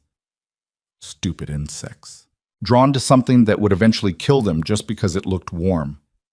A patrol car pulled up beside her 15 minutes later. Young officer, fresh face, nervous hands on the wheel. Ms. Winters, I'm Officer Garrett. Detective Foster wants you at the station. My apartment. Still being processed. They found evidence of forced entry on your balcony door. Lock was picked recently. Crime scene techs are going through it now. Sarah's jaw tightened. Someone had been inside her space, touched her things, violated the one place she'd tried to build something that felt like safety. Get in, Garrett said. I'll drive. The Millbrook Police Department occupied a squat brick building that looked like it had been designed during the Cold War by someone who'd never heard of natural light. Sarah followed Officer Garrett through corridors that smelled like burnt coffee and old paperwork until they reached an interview room that was trying hard to look friendly and failing. Detective Foster waited inside. Mid-50s. Gray hair cropped military short, shoulders that had carried weight and knew how to distribute it. When he stood to shake her hand, his grip was firm, but not performative. Thank you for coming in. Didn't have much choice. There's always a choice. Foster gestured to a chair. Though I'll admit your options tonight weren't great. Sarah sat. What did you find in my apartment? Besides the picked lock? Nothing obvious, no explosives, no booby traps. But our suspect knew you weren't home and entered anyway, which suggests surveillance. He's watching you. How long? Unknown. Could be days. Could be hours. Foster pulled out a tablet and brought up security footage. This is from your building's parking lot camera, 2 nights ago. Recognize this vehicle? The image showed a white panel van, generic and forgettable, the kind contractors drove. The license plate was partially obscured by strategic mud placement. No, neither does anyone else in your building, but it appears in the parking lot footage on 3 separate occasions over the past week. Never stays long, always parks where it has clear line of sight to your unit. Foster swiped to another image. And this is from tonight, 40 minutes before you got home. Same van, same parking position, but this time the driver was visible through the windshield, just a silhouette, but the posture matched the maintenance worker Sarah had described to the sketch artist. He's been watching me for a week, Sarah said quietly. Looks that way. Question is why? What made you a target? Sarah thought about the maintenance worker she'd walked past. The eye contact that hadn't registered as significant until it was too late. Had he recognized her even then? Marked her as someone who might remember his face? I saw him, she said. Before the explosion, in the administrative corridor. He looked at me. I looked at him. And now I'm the only witness who can place him at the scene. The sketch you provided has been circulated. We identified him as Thomas Brecker, 44. Former facilities maintenance supervisor at Crestview Memorial, terminated 3 years ago after multiple complaints about hostile behavior and insubordination. Foster pulled up a personnel photo. Same dead eyes, same strong jaw. He filed a wrongful termination lawsuit that went nowhere. Made threats against hospital administration. Mandatory psych evaluation flagged him as high risk, but not enough for involuntary commitment. Where is he now? Unknown. Last known address is abandoned. No credit card activity. No cell phone pings. He's gone dark. Foster leaned forward. But he's still in Millbrook, still watching, and now he's made a direct threat against you. What do you want me to do? Leave town. Tonight. We can arrange protective custody until… No. Ms. Winters, I'm not running from someone who kills people and then threatens witnesses. Sarah's voice stayed level, but gained an edge. You want to catch him? Use me as bait. Foster shook his head. That's not how we operate. Then how do you operate? Wait for him to try again? Hope he makes a mistake? How many more people die while you're hoping? We have protocols. Your protocols won't stop him. He's already demonstrated tactical knowledge and willingness to commit mass murder. He's not going to surrender because you ask nicely. Sarah leaned forward. But he wants me, specifically, which gives you leverage if you're willing to use it. Foster studied her for a long moment. You're serious. Completely. You understand what you're proposing? Active participation in a law enforcement operation against a suspect who has already killed 6 people and specifically threatened you? I understand. And you have training relevant to… Foster stopped himself. Right. Combat medic. You're probably more qualified than half my tactical team. I'm definitely more motivated. Foster rubbed his face, the gesture of someone making a decision that would either end a career or justify it. Let me make some calls. Don't leave this building. And don't, for the love of everything, don't mention this to anyone else. He left, and Sarah sat alone in the interview room, staring at Thomas Brecker's photo, trying to see past the personnel snapshot to the rage underneath. What drove someone to bomb a hospital? Not just kill, but destroy indiscriminately? She'd seen that kind of anger before, in soldiers who'd watched too many friends die, in civilians caught between forces they couldn't control. Rage that had nowhere to go except outward, explosive and final. 20 minutes later, Foster returned with Fire Marshal Torres and Captain Ramirez. The 3 of them looked like they'd been arguing and reached an uncomfortable consensus. This is insane, Torres said without preamble. Using a civilian as bait violates about a dozen regulations. She's volunteering, Foster countered. Volunteering doesn't make it legal. Neither does letting a bomber run free while we wait for proper authorization. Foster turned to Sarah. If we do this, and I mean if, it happens on our terms. Our timeline. Our control. You follow orders exactly. No improvisation. No heroics. The moment I say abort, you abort. Clear? Clear. Ramirez crossed his arms. What's the operational plan? Brecker wants her, so we give him an opportunity. Controlled environment, multiple surveillance points, tactical support standing by. Foster pulled up a map on the tablet. Tomorrow morning, Ms. Winters returns to Crestview Memorial for her scheduled shift. We leak her location through channels we know Brecker's monitoring: hospital staff communications, social media, public scheduling boards. Make it look like she's going back to work despite the threats. And when he makes his move? Torres asked. We have units positioned inside and outside the hospital, plainclothes officers in the corridors, tactical team on standby. The moment he shows himself, we move. Sarah listened to them plan her potential death with professional detachment. It was a decent strategy. Obvious bait, but sometimes obvious worked because desperate people took desperate chances. What if he doesn't come? She asked. Then we try something else. But based on his pattern, the surveillance, the threat, the escalation, he's fixated. He'll come. Foster met her eyes. Question is whether you can hold it together when he does. I can. You've been awake for almost 24 hours. You're running on adrenaline and stubbornness. That's not a sustainable operational state. It's the only state I've got, Foster sighed. Fine. We move at 0700 tomorrow. That gives us 8 hours to set up surveillance and position assets. Ms. Winters, you'll stay here tonight. We have a break room with a cot. Not comfortable, but secure. I've slept in worse places. The break room was exactly as advertised. A cot, a flickering fluorescent light, and a coffee maker that looked like it predated modern safety standards. Sarah lay down fully clothed and stared at the water-stained ceiling tiles, her mind refusing to shut down despite her body's protests. Somewhere in Millbrook, Thomas Brecker was planning her death. Running scenarios, testing approaches, building the patience of someone who'd already demonstrated he could wait for the perfect moment. Sarah closed her eyes and tried to find sleep, found combat memories instead. The helicopter's rotors, the smell of blood and aviation fuel, the weight of a soldier's life bleeding out beneath her hands while someone screamed for morphine they didn't have. She'd left that world behind. Or tried to, but maybe it had never really let her go. Morning came too fast and too slow. Sarah showered in the police department's locker room, borrowed a clean set of scrubs that someone had retrieved from her apartment, and tried to look like a nurse heading to work instead of bait walking into a trap. Detective Foster briefed her one final time in the parking lot while plainclothes officers tested their communications equipment. Radio earpiece, he said, handing her a device disguised as a hearing aid.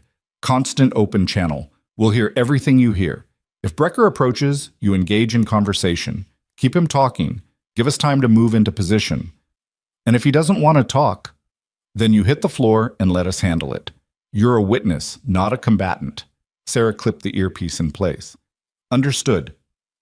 One more thing. Foster's expression was grim. If this goes wrong, if Brecker has explosives or takes hostages, the priority becomes containment, which means we might not be able to extract you immediately. I know how triage works, Detective. Save the many, not the few. I really hope it doesn't come to that. Me too. The drive to Crestview Memorial felt surreal. Sarah rode in an unmarked car with Officer Garrett playing the role of her concerned boyfriend dropping her off at work. The hospital loomed ahead, still bearing the scars of the explosion. Shattered windows covered with plywood, police tape marking restricted areas.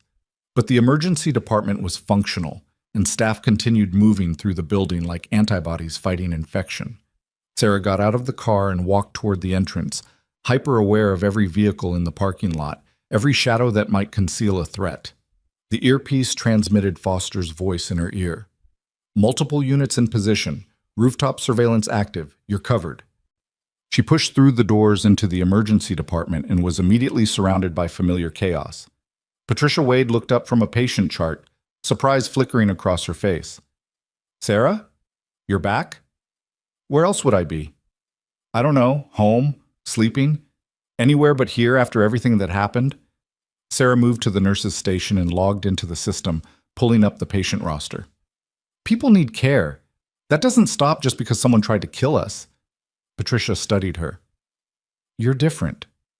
How? I don't know. Harder, maybe. Like something shifted last night and you stopped pretending to be small. Maybe I did. Sarah worked through morning rounds with mechanical efficiency, but every nerve stayed alert. watching, waiting. The earpiece fed her a constant stream of updates. Surveillance teams repositioning, officers tracking vehicles entering the parking lot, tactical units running readiness drills. 2 hours passed. Nothing. Sarah was checking Dorothy Mitchell's vitals when the elderly woman grabbed her wrist. "You look terrible, dear." "I'm fine." "You look like someone who hasn't slept and is expecting the worst." Dorothy's grip tightened. "What's wrong?" Sarah opened her mouth to deflect, then stopped. Dorothy had been dismissed and nearly died because people hadn't listened. She deserved truth. "The person who bombed the hospital threatened me last night. Police think he might try again. Today." Dorothy went pale. "Then why are you here?" "Because I'm the only witness who can identify him, and if we want to catch him, I need to be visible." "That's insane. You're using yourself as bait." "Yes." "Sarah, I know, but it's the right call. And if he does come, I need you to stay in this room. Lock the door. Don't come out until police say it's safe." Dorothy's eyes were wet. "You're the bravest person I've ever met. Or the most foolish. Maybe both. Definitely both."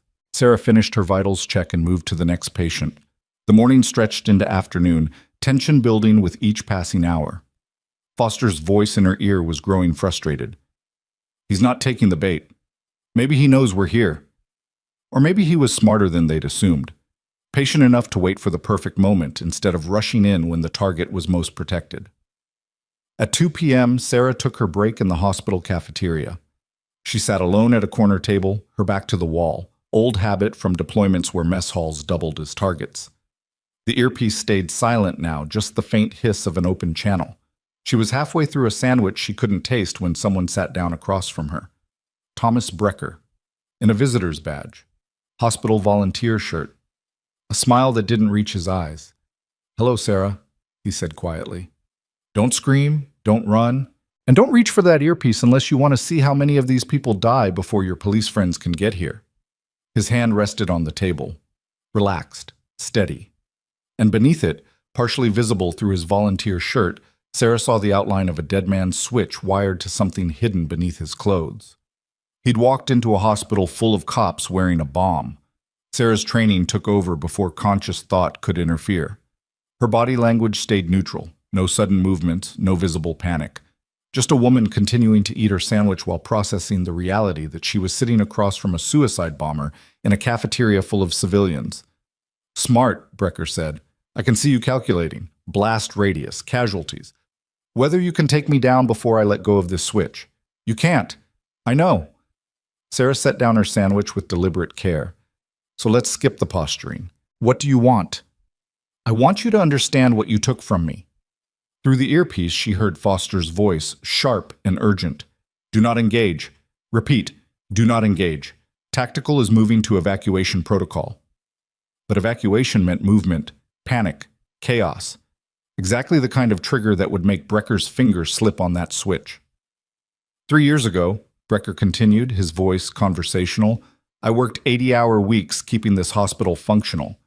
Fixed the air handlers when they failed during summer. Replaced corroded pipes that would have poisoned the water supply. Caught a gas leak in the surgical wing that could have killed 20 people." His smile was bitter. "I saved lives. Just like you." "Then they fired you." "Dr. Richard Vance fired me. Called me insubordinate because I refused to sign off on faulty electrical work that didn't meet code. Told me I was replaceable. Had security escort me out like I was a criminal." Brecker's hand tightened slightly on the switch. "I filed complaints, grievances, tried to explain that the hospital was cutting corners on safety to save money. Nobody listened." Sarah kept her voice level. "So you decided to prove you were right by killing 6 people." "I decided to make them pay attention, to show them what happens when you ignore the people who keep you safe." His eyes were flat, empty of anything resembling remorse. "But then you survived, and you became the hero. The decorated veteran who saved lives while I became the villain." "You are the villain. You murdered people." "I removed obstacles, Vance, Holloway, the administrators who signed off on dangerous conditions. They were all in that wing for a reason, late-night meeting about covering up another safety violation." Brecker leaned forward. "You want to know the real irony? The gas line I cut? It had been flagged for replacement 2 years ago, but Vance decided the repair could wait, so I just accelerated the inevitable. The cafeteria around them continued its normal rhythm. Staff grabbing coffee, patients shuffling through with IV poles, nobody noticing the bomb sitting at table 12. Foster, Sarah subvocalized, barely moving her lips. He's got details about hospital safety violations. This wasn't just revenge. He's trying to expose negligence. Foster's response crackled through the earpiece. Keep him talking. Bomb squad is reviewing building plans for approach vectors. But Sarah was already calculating different math. Brecker had walked past security, past police surveillance, past every layer of protection they'd established, which meant he'd been inside the hospital longer than they'd realized, long enough to observe their setup, to identify their weaknesses. How long have you been here? She asked. Since 6 a.m.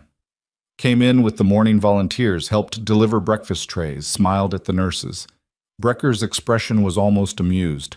Your Detective Foster has officers watching the entrances, but nobody checks the volunteers who were already here when the shifts changed. Sarah's stomach dropped. He'd been inside the perimeter for 8 hours, had access to the entire building, could have placed additional devices anywhere. There are more bombs, she said quietly. 3 more. Small ones. Just enough to seal the exits and trap everyone inside when I'm ready. Brecker's fingers drummed the table next to the switch. But I don't want mass casualties this time. I want witnesses. I want the media to see what happens when hospitals value profits over safety, when they silence the people trying to protect patients. You're trying to force a scandal. I'm trying to force accountability. The lawsuit did nothing. The complaints went nowhere. But a hospital full of hostages with bombs in the evacuation routes? That gets attention. That makes people ask questions about why someone would go to such extremes. Sarah heard Foster coordinating in her ear. Bomb squad deploying, evacuation being suspended, tactical teams repositioning. But every decision increased the risk. Any movement might trigger Brecker's paranoia and his finger on that switch. Let me help you, Sarah said. Brecker laughed without humor. You're the last person who can help me. I'm the only person who can. You want accountability? I've got 6 months of documented observations about this hospital's problems. Safety violations, protocol failures, cases of negligence that almost killed patients. Sarah leaned forward slightly. Dorothy Mitchell nearly died because physicians dismissed early warning signs. Robert Castellan almost went into cardiac arrest because nobody followed up on test results. I've been documenting everything, trying to fix the system from inside. Then why are you defending them? I'm not defending anyone. I'm trying to save the people in this building who had nothing to do with your termination. The janitors, the cafeteria workers, the patients who are already victims of the same system you're angry at. Brecker studied her, something shifting behind his eyes. You really think you can fix it? Change a system that's been broken for decades? Not alone, but with evidence, with testimony from someone on the inside who documented the failures. That's how you create change, not with bombs, with truth that can't be ignored. They ignored me. Because you were one person making accusations. But me? I'm the combat veteran who saved lives during an explosion you caused. I'm the nurse the media's been covering. If I stand up and say this hospital has systemic safety problems, people will listen. Sarah held his gaze. Let me be your witness. The right way.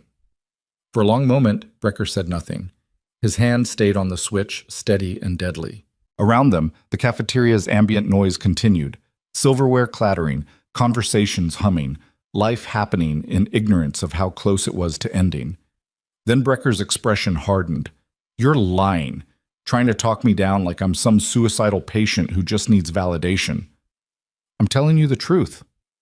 The truth is that nobody cares about maintenance workers or safety violations until people die. I tried your way. It doesn't work. His finger tightened on the switch. So now we do it my way. You're going to stand up, walk to the center of the cafeteria, and tell everyone exactly who I am and what I'm carrying. Then we're going to have a very public conversation about Crestview Memorial's safety record. Sarah's mind raced through scenarios. Compliance meant panic, stampede, potential trigger of the other devices. Resistance meant immediate detonation. Neither option left anyone alive. There's a third option, she said. I'm listening. You want accountability? Want people to understand why you did this? Then let's do it properly.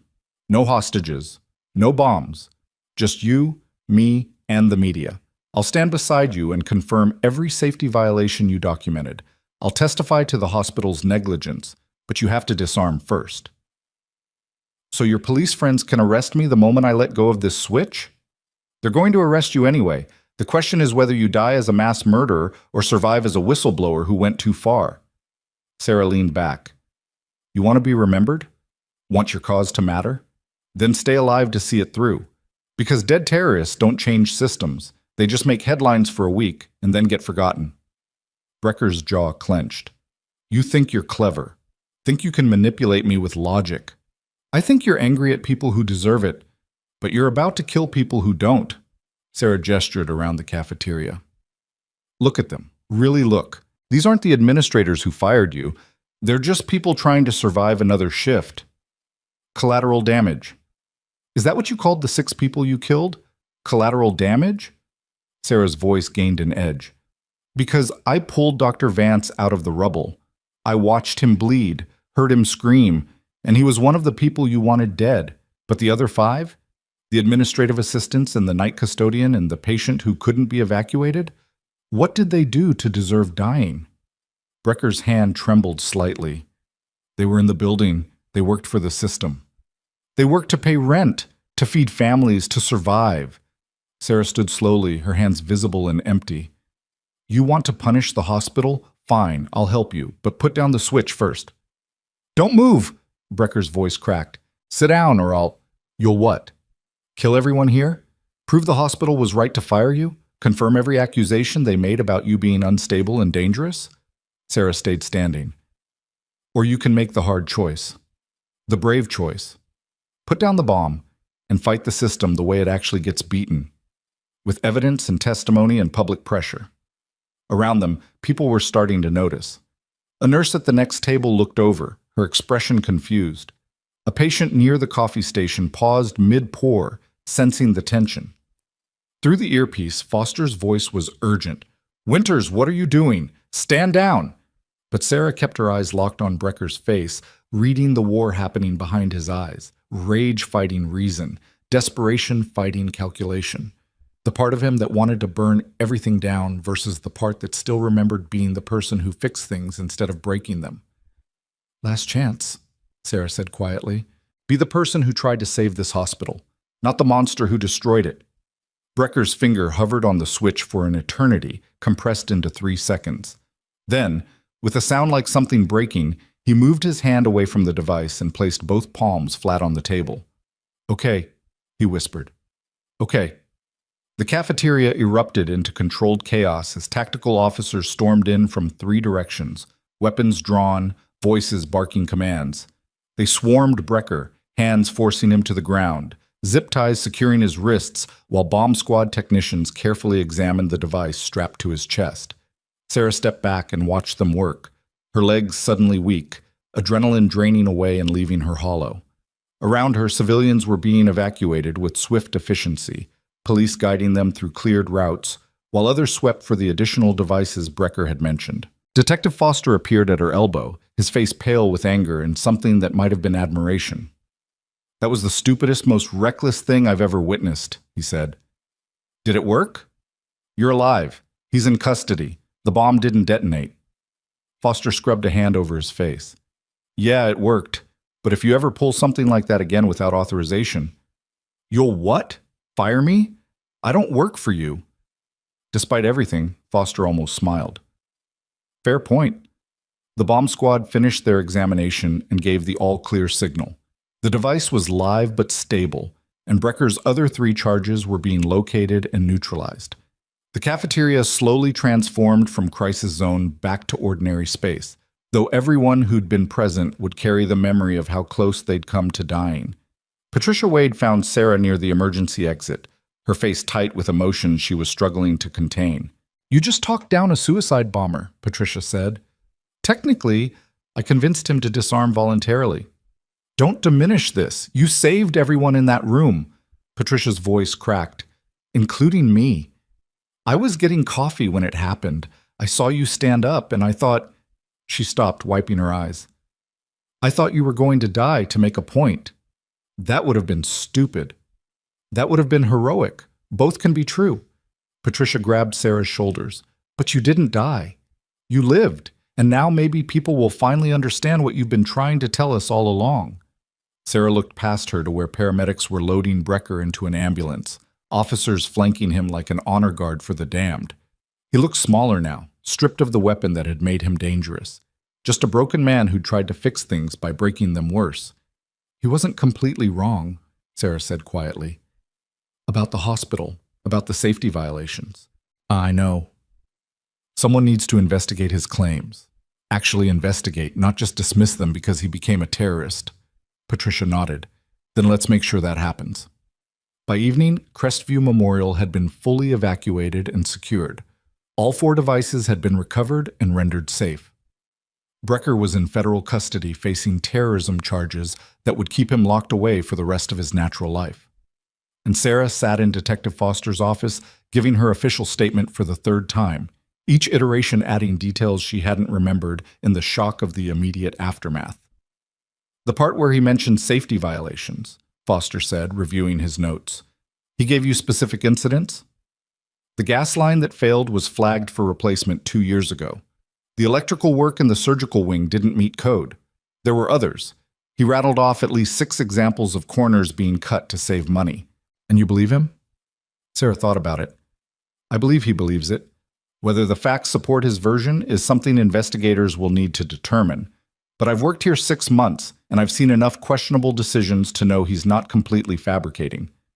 Foster made another note. The FBI will want to interview you. So will the state medical board. This is going to get ugly for Crestview Memorial. Good. Maybe ugly is what they need. You're not worried about retaliation? Hospital administration burying you for making them look bad? They can try. Sarah leaned back in her chair. But I'm the combat veteran who saved lives during a bombing and then talked down the bomber before he could kill again. That's a hard narrative to spin negatively. Foster almost smiled. You've thought about the politics. I've thought about survival. The politics are just part of that calculation. A knock at the door interrupted them. Fire Marshal Torres entered without waiting for permission, her expression grim. Preliminary investigation confirms Brecker's claims, she said without preamble. The gas line was flagged for replacement. Multiple safety reports were filed and ignored. Crestview's administration has been systematically deferring maintenance to keep costs down, while revenue went to executive bonuses and facility cosmetic upgrades. Foster whistled low. That's criminal negligence. At minimum, the state attorney general is already opening an investigation. And the families of the 6 people killed in the original explosion are filing wrongful death suits with Brecker's documentation as evidence. Torres looked at Sarah. Your testimony is going to be critical. You're an inside witness who documented concerns before the bombing. That makes you credible in ways Brecker never was. Sarah absorbed this. What happens to the hospital? Best case? Management overhaul, massive fines, probationary status. Worst case? They lose their accreditation and get shut down. Torres pulled out a chair and sat. Either way, you just became the most important witness in the biggest medical negligence case this state has seen in 20 years. The weight of that settled over the room like fog. Sarah had wanted justice, had wanted the system to acknowledge its failures, but she'd imagined it happening quietly, through proper channels, with minimal disruption to patient care. Instead, she'd just helped expose a scandal that would destroy careers, collapse an institution, and force hundreds of patients to find care elsewhere. I need to see my patients, Sarah said abruptly, before they get transferred, before this becomes about lawsuits and investigations and politics. Torres nodded. Go. We can finish this later. Sarah left the police station and drove back to Crestview Memorial through streets that looked different now, painted with the knowledge of how close everything had come to catastrophic violence. The hospital loomed ahead, no longer gleaming and prestigious, but shabby and compromised, like a beautiful facade finally revealing the rot beneath. Dorothy Mitchell was still in her temporary bed near the window, refusing transfer until she could see Sarah one more time. There you are, Dorothy said when Sarah entered. I heard what happened. The bomb, the cafeteria. Everyone's talking about how you saved them. I just talked to someone who was ready to listen. Don't do that. Don't minimize. Dorothy struggled to sit up higher. You risked your life, again, for people you barely know. That's the job. No, the job is taking vitals and administering medications and following doctors' orders. What you do, what you've been doing since you got here, that's something else. That's caring when caring isn't convenient. That's fighting for people even when it costs you. Sarah sat on the edge of the bed. The hospital's in trouble, Mrs. Mitchell. Real trouble. They'll probably transfer you to County General in the next few days. Better equipment, better oversight. Will you be there? I don't know where I'll be. This is going to get complicated. Dorothy reached out and took Sarah's hand. Then promise me something. Promise me you'll keep doing what you do, wherever you end up. Because the world needs nurses like you, ones who see people instead of problems, who fight instead of following along. I promise. They sat together in silence for a moment, two people who'd survived something they never should have had to face, holding on to each other like proof that survival meant something. Sarah made rounds through the remaining patients, checking vitals and updating charts, and trying to pretend that everything wasn't about to change.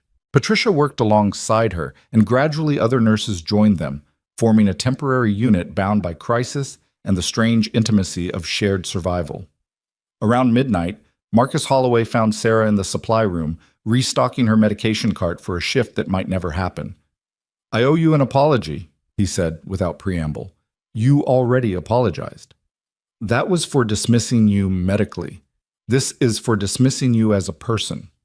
Marcus leaned against the doorframe.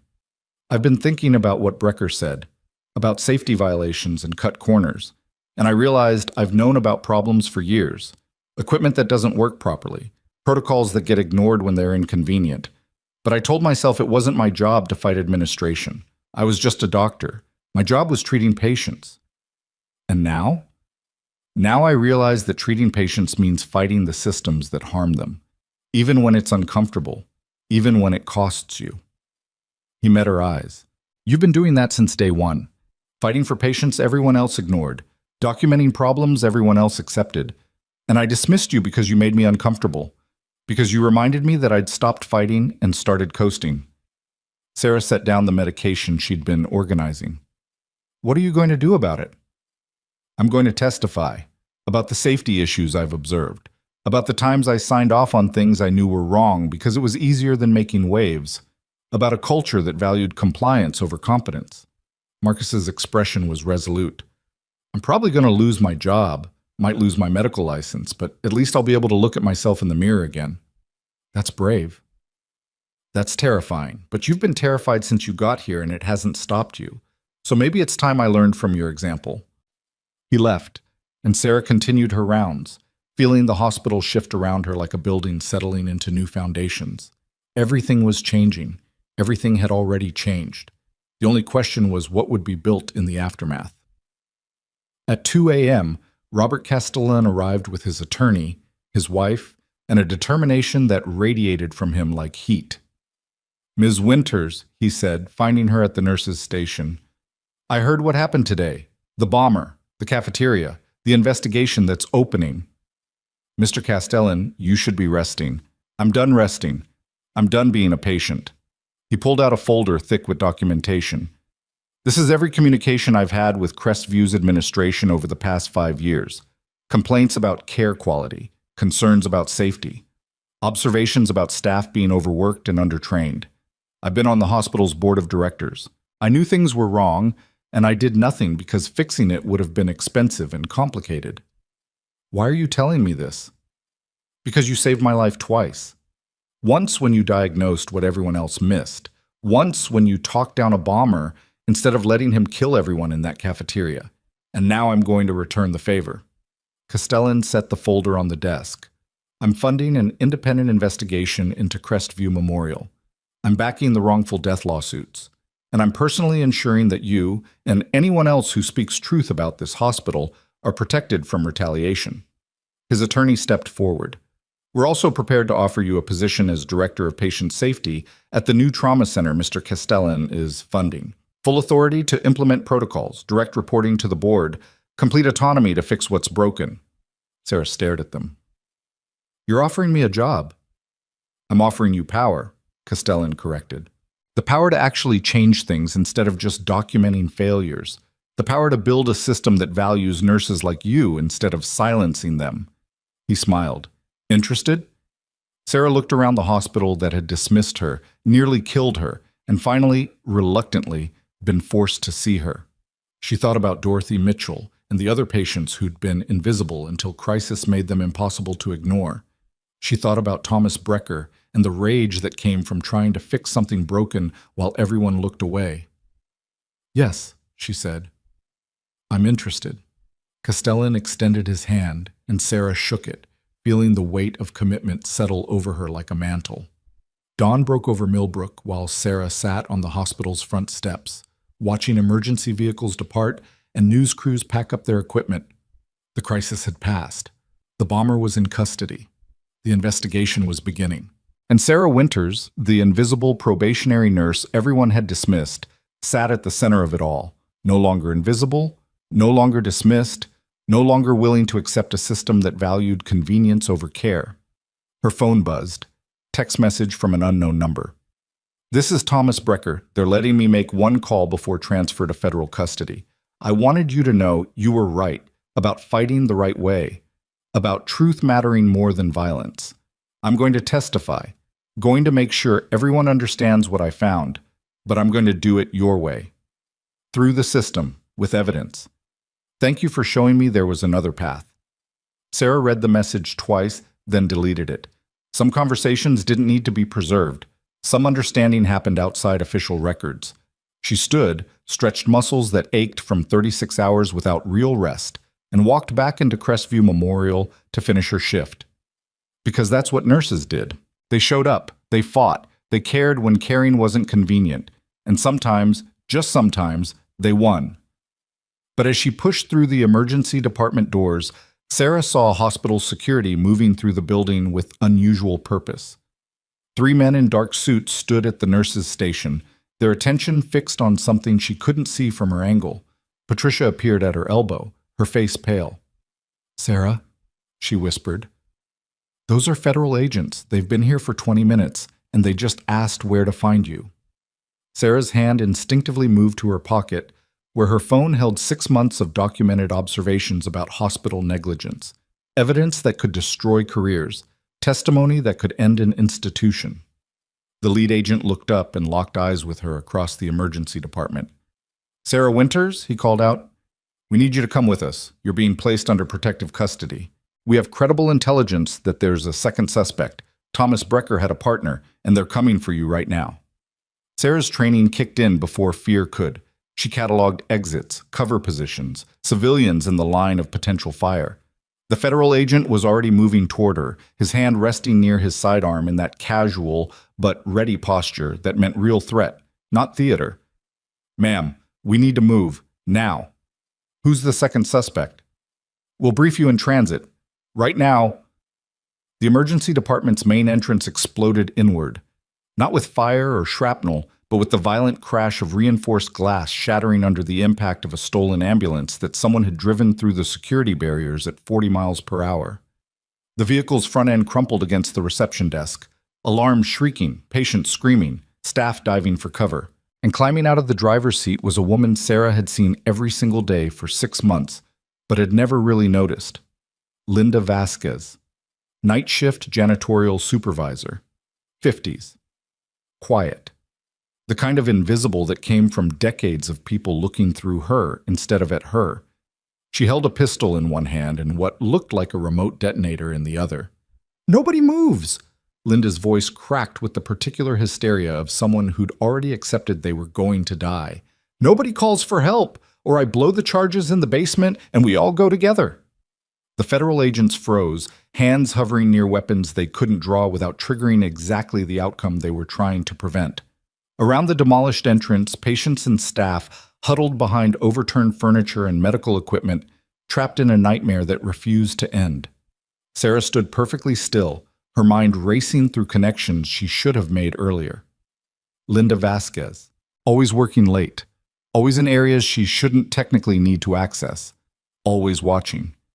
How many times had Sarah passed her in hallways without a second glance? How many conversations had Linda overheard while pushing a cleaning cart through rooms where people spoke freely because janitors were invisible? "Linda," Sarah said quietly, "put down the gun." "No." Linda's hand shook, but her finger stayed on the trigger. No more talking. No more chances.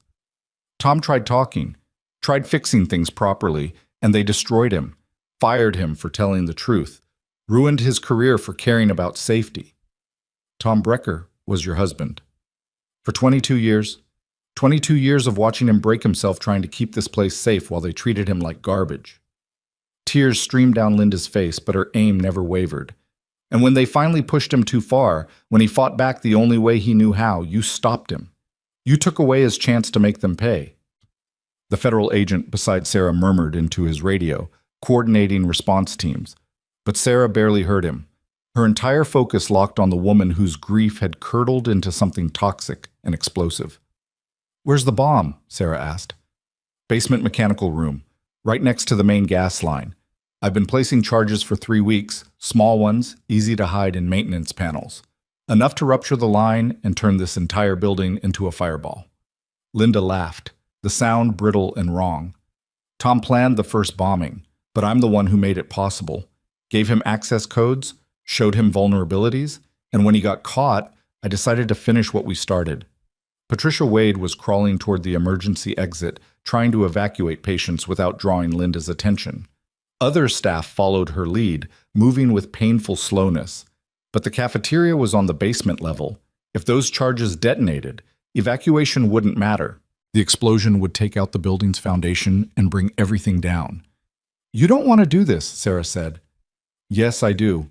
I want them to understand what they took from us. From me.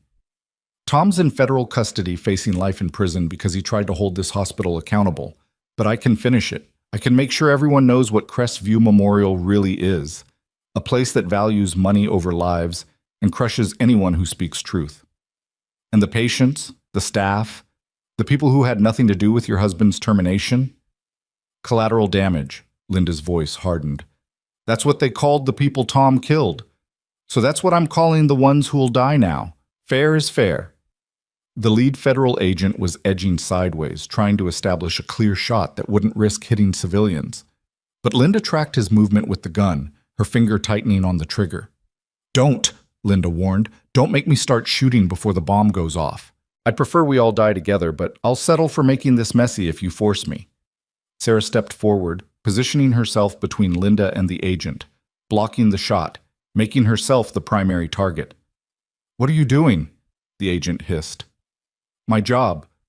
Sarah kept her eyes on Linda. "You wanted me to understand what your husband lost.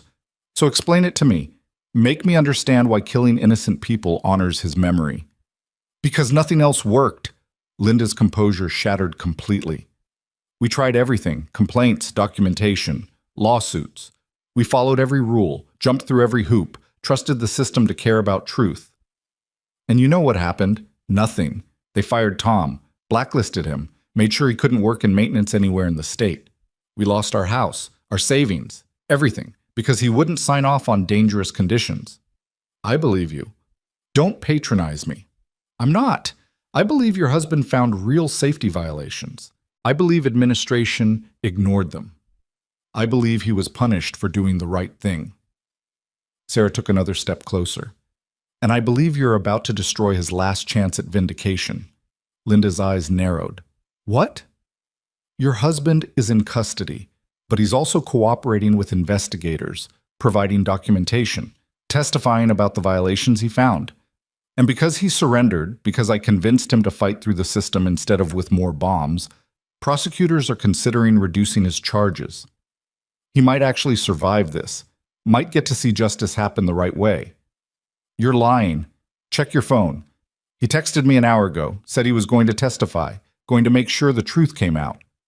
Sarah pulled out her own phone, navigating to Brecker's message, and held it up so Linda could read it. "He chose to live, Linda, chose to fight from inside the system. Are you going to honor that choice or destroy it?" Linda stared at the screen, her weapon wavering. "He never told me he was cooperating." "Because he knew you'd try to stop him or finish what he started." Sarah lowered her phone. But he made the hard choice, the brave choice. And now you get to make yours. Die here and make him a widower in prison, or live and help him expose the corruption that started all of this. They'll arrest me.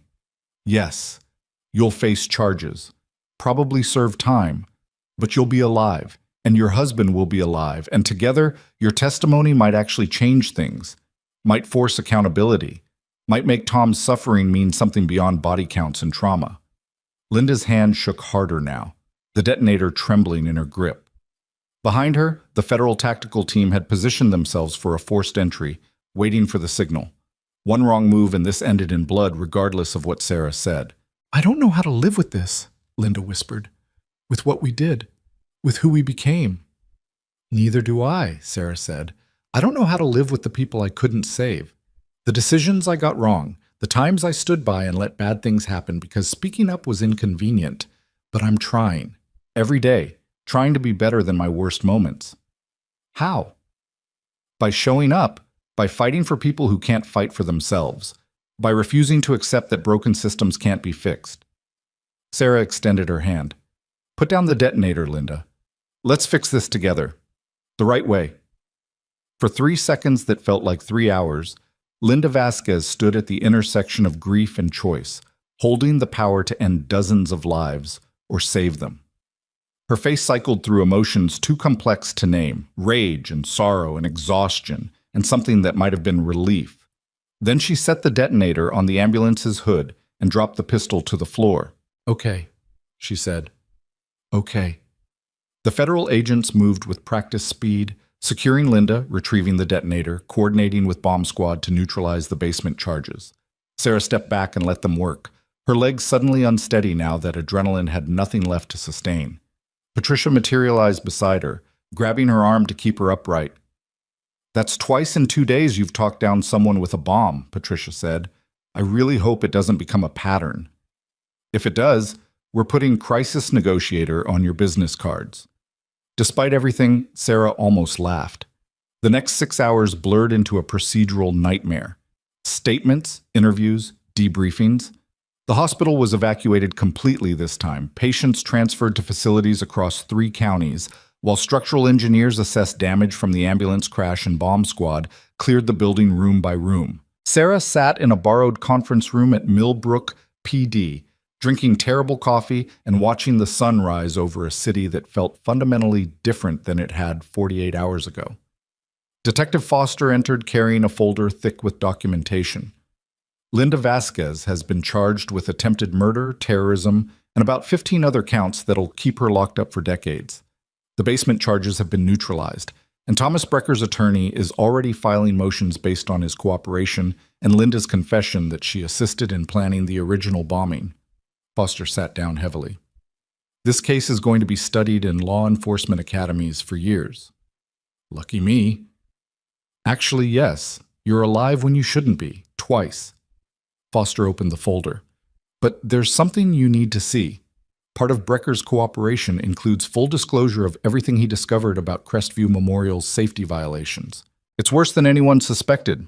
He spread documents across the table, maintenance logs, inspection reports, internal memos, financial records, a paper trail of negligence spanning more than 5 years, equipment purchases deferred, repairs delayed, safety protocols ignored. All signed off by senior administration, including Dr. Richard Vance and hospital CEO Angela Reeves. This is criminal, Sarah said quietly. This is a federal case. FBI's taking over. Grand jury will be convened within the month, and they want you as a witness. To testify against the hospital that employed me. To testify for the patients they endangered. Foster met her eyes. You documented concerns for 6 months. You have credibility. And after what you did yesterday, talking down 2 bombers and saving hundreds of lives, you're bulletproof. Nobody can dismiss you as a disgruntled employee or attention seeker. You're a legitimate hero with legitimate evidence. Sarah looked at the documents spread before her. Each page represented a decision someone made to prioritize profit over safety, to value convenience over care, to silence anyone who asked uncomfortable questions. She thought about Dorothy Mitchell nearly dying from delayed cardiac care, about Robert Castellan's pericardial effusion that 3 physicians missed because they relied on outdated tests, about the 6 people who died in the original bombing because a gas line that should have been replaced years ago finally failed catastrophically. "I'll testify," she said, "whatever they need." "Good, because you're about to become the most famous whistleblower in medical ethics." Foster smiled without humor. "Hope you're ready for that." By afternoon, the story had broken nationally. Combat veteran nurse stops hospital bombers. Crestview Memorial faces federal investigation. Systemic negligence exposed after deadly explosion. Sarah's face was on every news channel, every website, every social media platform. The quiet probationary nurse who'd been invisible for 6 months was suddenly the most visible person in Millbrook. Her phone wouldn't stop ringing. Media requests, interview offers, book deals, a documentary producer who wanted exclusive rights to her story. She declined them all and focused on the only thing that mattered, making sure the investigation had everything it needed to succeed. 3 days later, Sarah stood in a federal courthouse giving sworn testimony before a grand jury. She detailed every safety concern she'd documented, every violation she'd witnessed, every time she'd been dismissed or silenced or told to stay in her lane. The jurors listened with expressions that cycled from shock to anger to something that looked like shame. When she finished, the prosecutor thanked her and told her she'd done the right thing. Sarah wasn't sure she believed that yet, but she was starting to. 2 weeks after the bombing, Crestview Memorial's board of directors held an emergency meeting. CEO Angela Reeves resigned under pressure. Dr. Richard Vance was placed on indefinite suspension pending the federal investigation. Marcus Holloway was appointed interim chief of emergency medicine with a mandate to implement immediate safety reforms. And Sarah Winters received 2 offers. The first came from Robert Castellan, reiterating his proposal to lead patient safety at his new trauma center. Full authority, complete autonomy, a budget that would let her build something that worked instead of just documenting what didn't. The second came from the state nursing board, asking her to join a task force reforming medical safety protocols across all hospitals in the state. Advisory position, policy development, the chance to change systems instead of just working within them. Sarah sat in her apartment, now actually safe, with new locks and police patrols, and read both offers while trying to figure out who she wanted to be, the nurse who built something new or the advocate who fixed what was broken. Patricia called while Sarah was still deciding. "Have you seen the news?" Patricia asked without preamble. "Which part?" "The part where 37 current and former Crestview employees have filed a class action lawsuit against hospital administration for retaliation and unsafe working conditions. I'm one of them. So is Marcus. So are a dozen others who watched you fight and decided they were tired of being complicit." Sarah felt something loosen in her chest. "You're standing up. We're following your example. Finally." Patricia's voice was fierce with determination. "You showed us what courage looks like, what integrity costs, and we decided we'd rather pay that cost than keep our heads down and our mouths shut. I'm proud of you. We're proud of you. And we need you. Not in some fancy new facility or state advisory board. Here, at Crestview, helping us rebuild this place into what it should have been all along." Sarah thought about that, about returning to the hospital that had dismissed her, that had almost gotten her killed, that represented everything she'd been trying to escape, but also the hospital where Dorothy Mitchell learned she mattered, where Marcus Holloway remembered why he became a doctor, where 37 employees found the courage to speak truth, where change was actually happening because someone had finally fought hard enough to make it impossible to ignore. "Let me think about it," Sarah said. She spent the next week visiting the patients who'd been transferred during the evacuation. Dorothy Mitchell was recovering well at County General, her cardiac condition stabilized and properly managed. She grabbed Sarah's hand when she arrived and didn't let go for the entire visit. "They're saying you might not come back to Crestview," Dorothy said, "that you're taking a position somewhere else." "I'm considering options. Consider this. There are hundreds of patients like me who need a nurse who sees them, who fights for them, who won't accept a system that treats people as disposable." Dorothy squeezed her hand. "You saved my life twice. Once by noticing when I was dying, Once by stopping that woman with the bomb. Don't you dare disappear now. Not when we need you most. Sarah visited Robert Castellan next. He was home now, fully recovered, working from his study on plans for the trauma center that would bear his wife's name. "Ms. Winters," he said, offering her a seat, "have you made a decision?" "I have. I'm honored by your offer, truly, but I can't accept it." Castellan studied her. "May I ask why?" "Because building something new is important, but fixing something broken is harder. And Crestview Memorial is broken in ways that need someone willing to stay and fight from the inside. Someone who knows where the cracks are because she's been living in them for 6 months. You're going back." "I'm going back. Not as a probationary nurse. As director of nursing with full authority over patient safety protocols and staff training. Marcus offered me the position this morning. That's a demotion from what I offered you." "That's the fight that matters to me," Sarah smiled. "But your trauma center is going to need excellent nurses. Let me help recruit them. Let me make sure the system you're building doesn't make the mistakes Crestview did." Castellan laughed. "Done. You'll have my full support, financial backing for any reforms you need, and an open invitation if you ever change your mind about that director position." Sarah shook his hand and left, feeling like she'd made the right choice for the first time in months. 6 weeks after the bombing, Crestview Memorial reopened with new management, new protocols, and a new culture that Patricia Wade described as uncomfortably honest but finally functional. Sarah stood at the nurses' station on her first official day as director of nursing, reviewing the updated safety protocols she'd written personally. Every concern she'd documented over 6 months had been addressed. Every violation had been corrected. Every voice that had been silenced now had a formal reporting channel with mandatory investigation requirements. Marcus approached with 2 cups of coffee, handing her one. "Ready for this?" he asked. "No, but I'm doing it anyway." "Good answer." Marcus surveyed the emergency department, which looked almost normal again despite the lingering construction on the damaged sections. "I've been thinking about what you said during the grand jury testimony, about how systems don't change because of heroes. They change because ordinary people get tired of accepting dysfunction." "I remember." "I think you were wrong about the heroes part." Marcus met her eyes. "Heroes don't have to be flashy or dramatic. They just have to show up, keep fighting, refuse to accept that broken things can't be fixed. You did that, and you showed the rest of us how." "I just did my job." "Exactly," Marcus smiled. "That's what made it heroic." The emergency department doors opened and the first patient of the day arrived. Elderly woman, chest pains, frightened but trying to hide it. The intake nurse took her information and began the standard workup, but Sarah watched closely, making sure every protocol was followed, every concern documented, every voice heard. Patricia joined them at the station, reviewing the patient board. "Full house already? Some things never change." "Some things shouldn't," Sarah said, "as long as we do them right."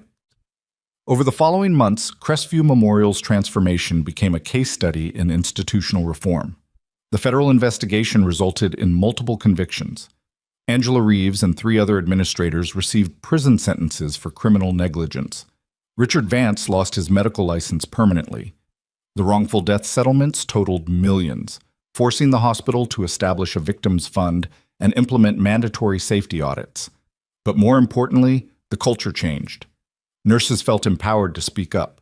Physicians listened when they did. Safety concerns were addressed immediately instead of deferred indefinitely. And slowly, painfully, the institution that had almost killed people through negligence became the kind of hospital where patients like Dorothy Mitchell got the care they deserved from the start. Sarah moved through that transformation as both architect and participant, building the systems she'd wished existed when she started. She hired nurses who'd been overlooked by other hospitals, veterans like herself, older women who'd been dismissed as past their prime, men who didn't fit the stereotype, anyone who'd ever been told they weren't quite right for the job. And she made sure every single one of them knew they were seen, heard, valued. 6 months after reopening, Sarah received a letter from Thomas Brecker. He was serving 20 years in federal prison, but his cooperation had resulted in a reduced sentence with possibility of parole. The letter was brief. "Ms. Winters, I heard about the changes at Crestview, about the reforms you implemented. About the 37 employees who stood up because you showed them how. I wanted you to know that means something to me. That my anger, my violence, it led somewhere useful because you refused to let it just be destruction. I'll spend years paying for what I did. That's fair. But knowing that my documentation helped expose real problems and create real change, that's something. It doesn't excuse the lives I took. Nothing excuses that. But maybe it means they didn't die for nothing. Thank you for seeing the truth underneath the terrorism, for fighting for justice instead of revenge, for being the person I should have been. Thomas Brecker. Sarah filed the letter with the rest of her documentation from the case, then went back to work.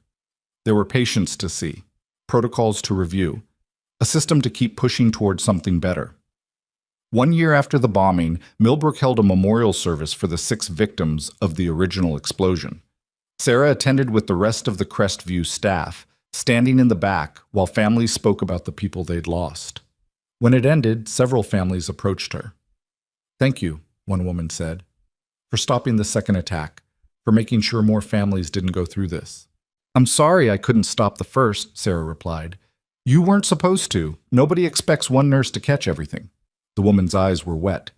"But you showed up anyway, fought anyway, made something positive come from our tragedy. That matters." Sarah hugged her and cried with her and tried to believe that meaning could be built from loss. On the anniversary of her first day at Crestview Memorial, Sarah stood in the same emergency department where she'd started. Invisible, dismissed, probationary. She was none of those things anymore. Director of nursing. Whistleblower. The woman who'd talked down 2 bombers and exposed systemic corruption. Someone people recognized, respected, listened to. But standing there in her scrubs with a patient chart in her hands, she didn't feel like any of those titles. She just felt like a nurse doing her job, seeing people, fighting for them, showing up even when it was hard. Dorothy Mitchell had been discharged months ago, fully recovered, but she still sent Sarah cards every week with updates on her life and reminders that visibility was a gift, not a burden. Patricia had been promoted to Assistant Director of Nursing and was already recruiting her own team of nurses who'd been overlooked elsewhere. Marcus had published a paper on institutional reform in emergency medicine that was being cited by hospitals nationwide. And Sarah? Sarah was exactly where she needed to be. Her phone buzzed. Text from the State Nursing Board. Final offer. Lead the statewide safety reform task force. Full salary, benefits, national platform. You've proven you can change one hospital. Help us change them all. Sarah read the message twice, then looked around the emergency department, at the nurses who trusted her, the patients who needed her, the system she was still building into something that worked. She typed her response. "Thank you, but I'm staying where I am. Change doesn't happen from advisory boards. It happens in emergency departments at 2 a.m. when someone refuses to accept that broken systems are inevitable. That's my work. That's my fight." She sent the message and returned to her rounds. Because Sarah Winters had learned something in 6 months of being dismissed, 6 years of military service, and 1 catastrophic week of bombings and courage, and choosing to stay when running was easier. She'd learned that power wasn't about titles or recognition or national platforms. Power was showing up, seeing people, fighting for them, refusing to accept that injustice was just how things worked. Power was being underestimated, and using that underestimation as leverage. Being invisible until the moment visibility mattered most. Being quiet until your voice was the only one that could save lives. And now, standing in an emergency department that she'd helped transform from broken to functional, Sarah finally understood what she'd been searching for when she left the military and tried to start over. Not escape, not forgetting, not a fresh start free from combat memories. Purpose. The same purpose that had made her a medic in Fallujah. The same drive that kept her documenting problems everyone else ignored. The same stubbornness that made her talk to bombers instead of running from them. She was a nurse. Not the decorated kind. Not the famous kind. Just the kind who showed up and fought and refused to accept that people were disposable. And in the end, that was more than enough. It was everything.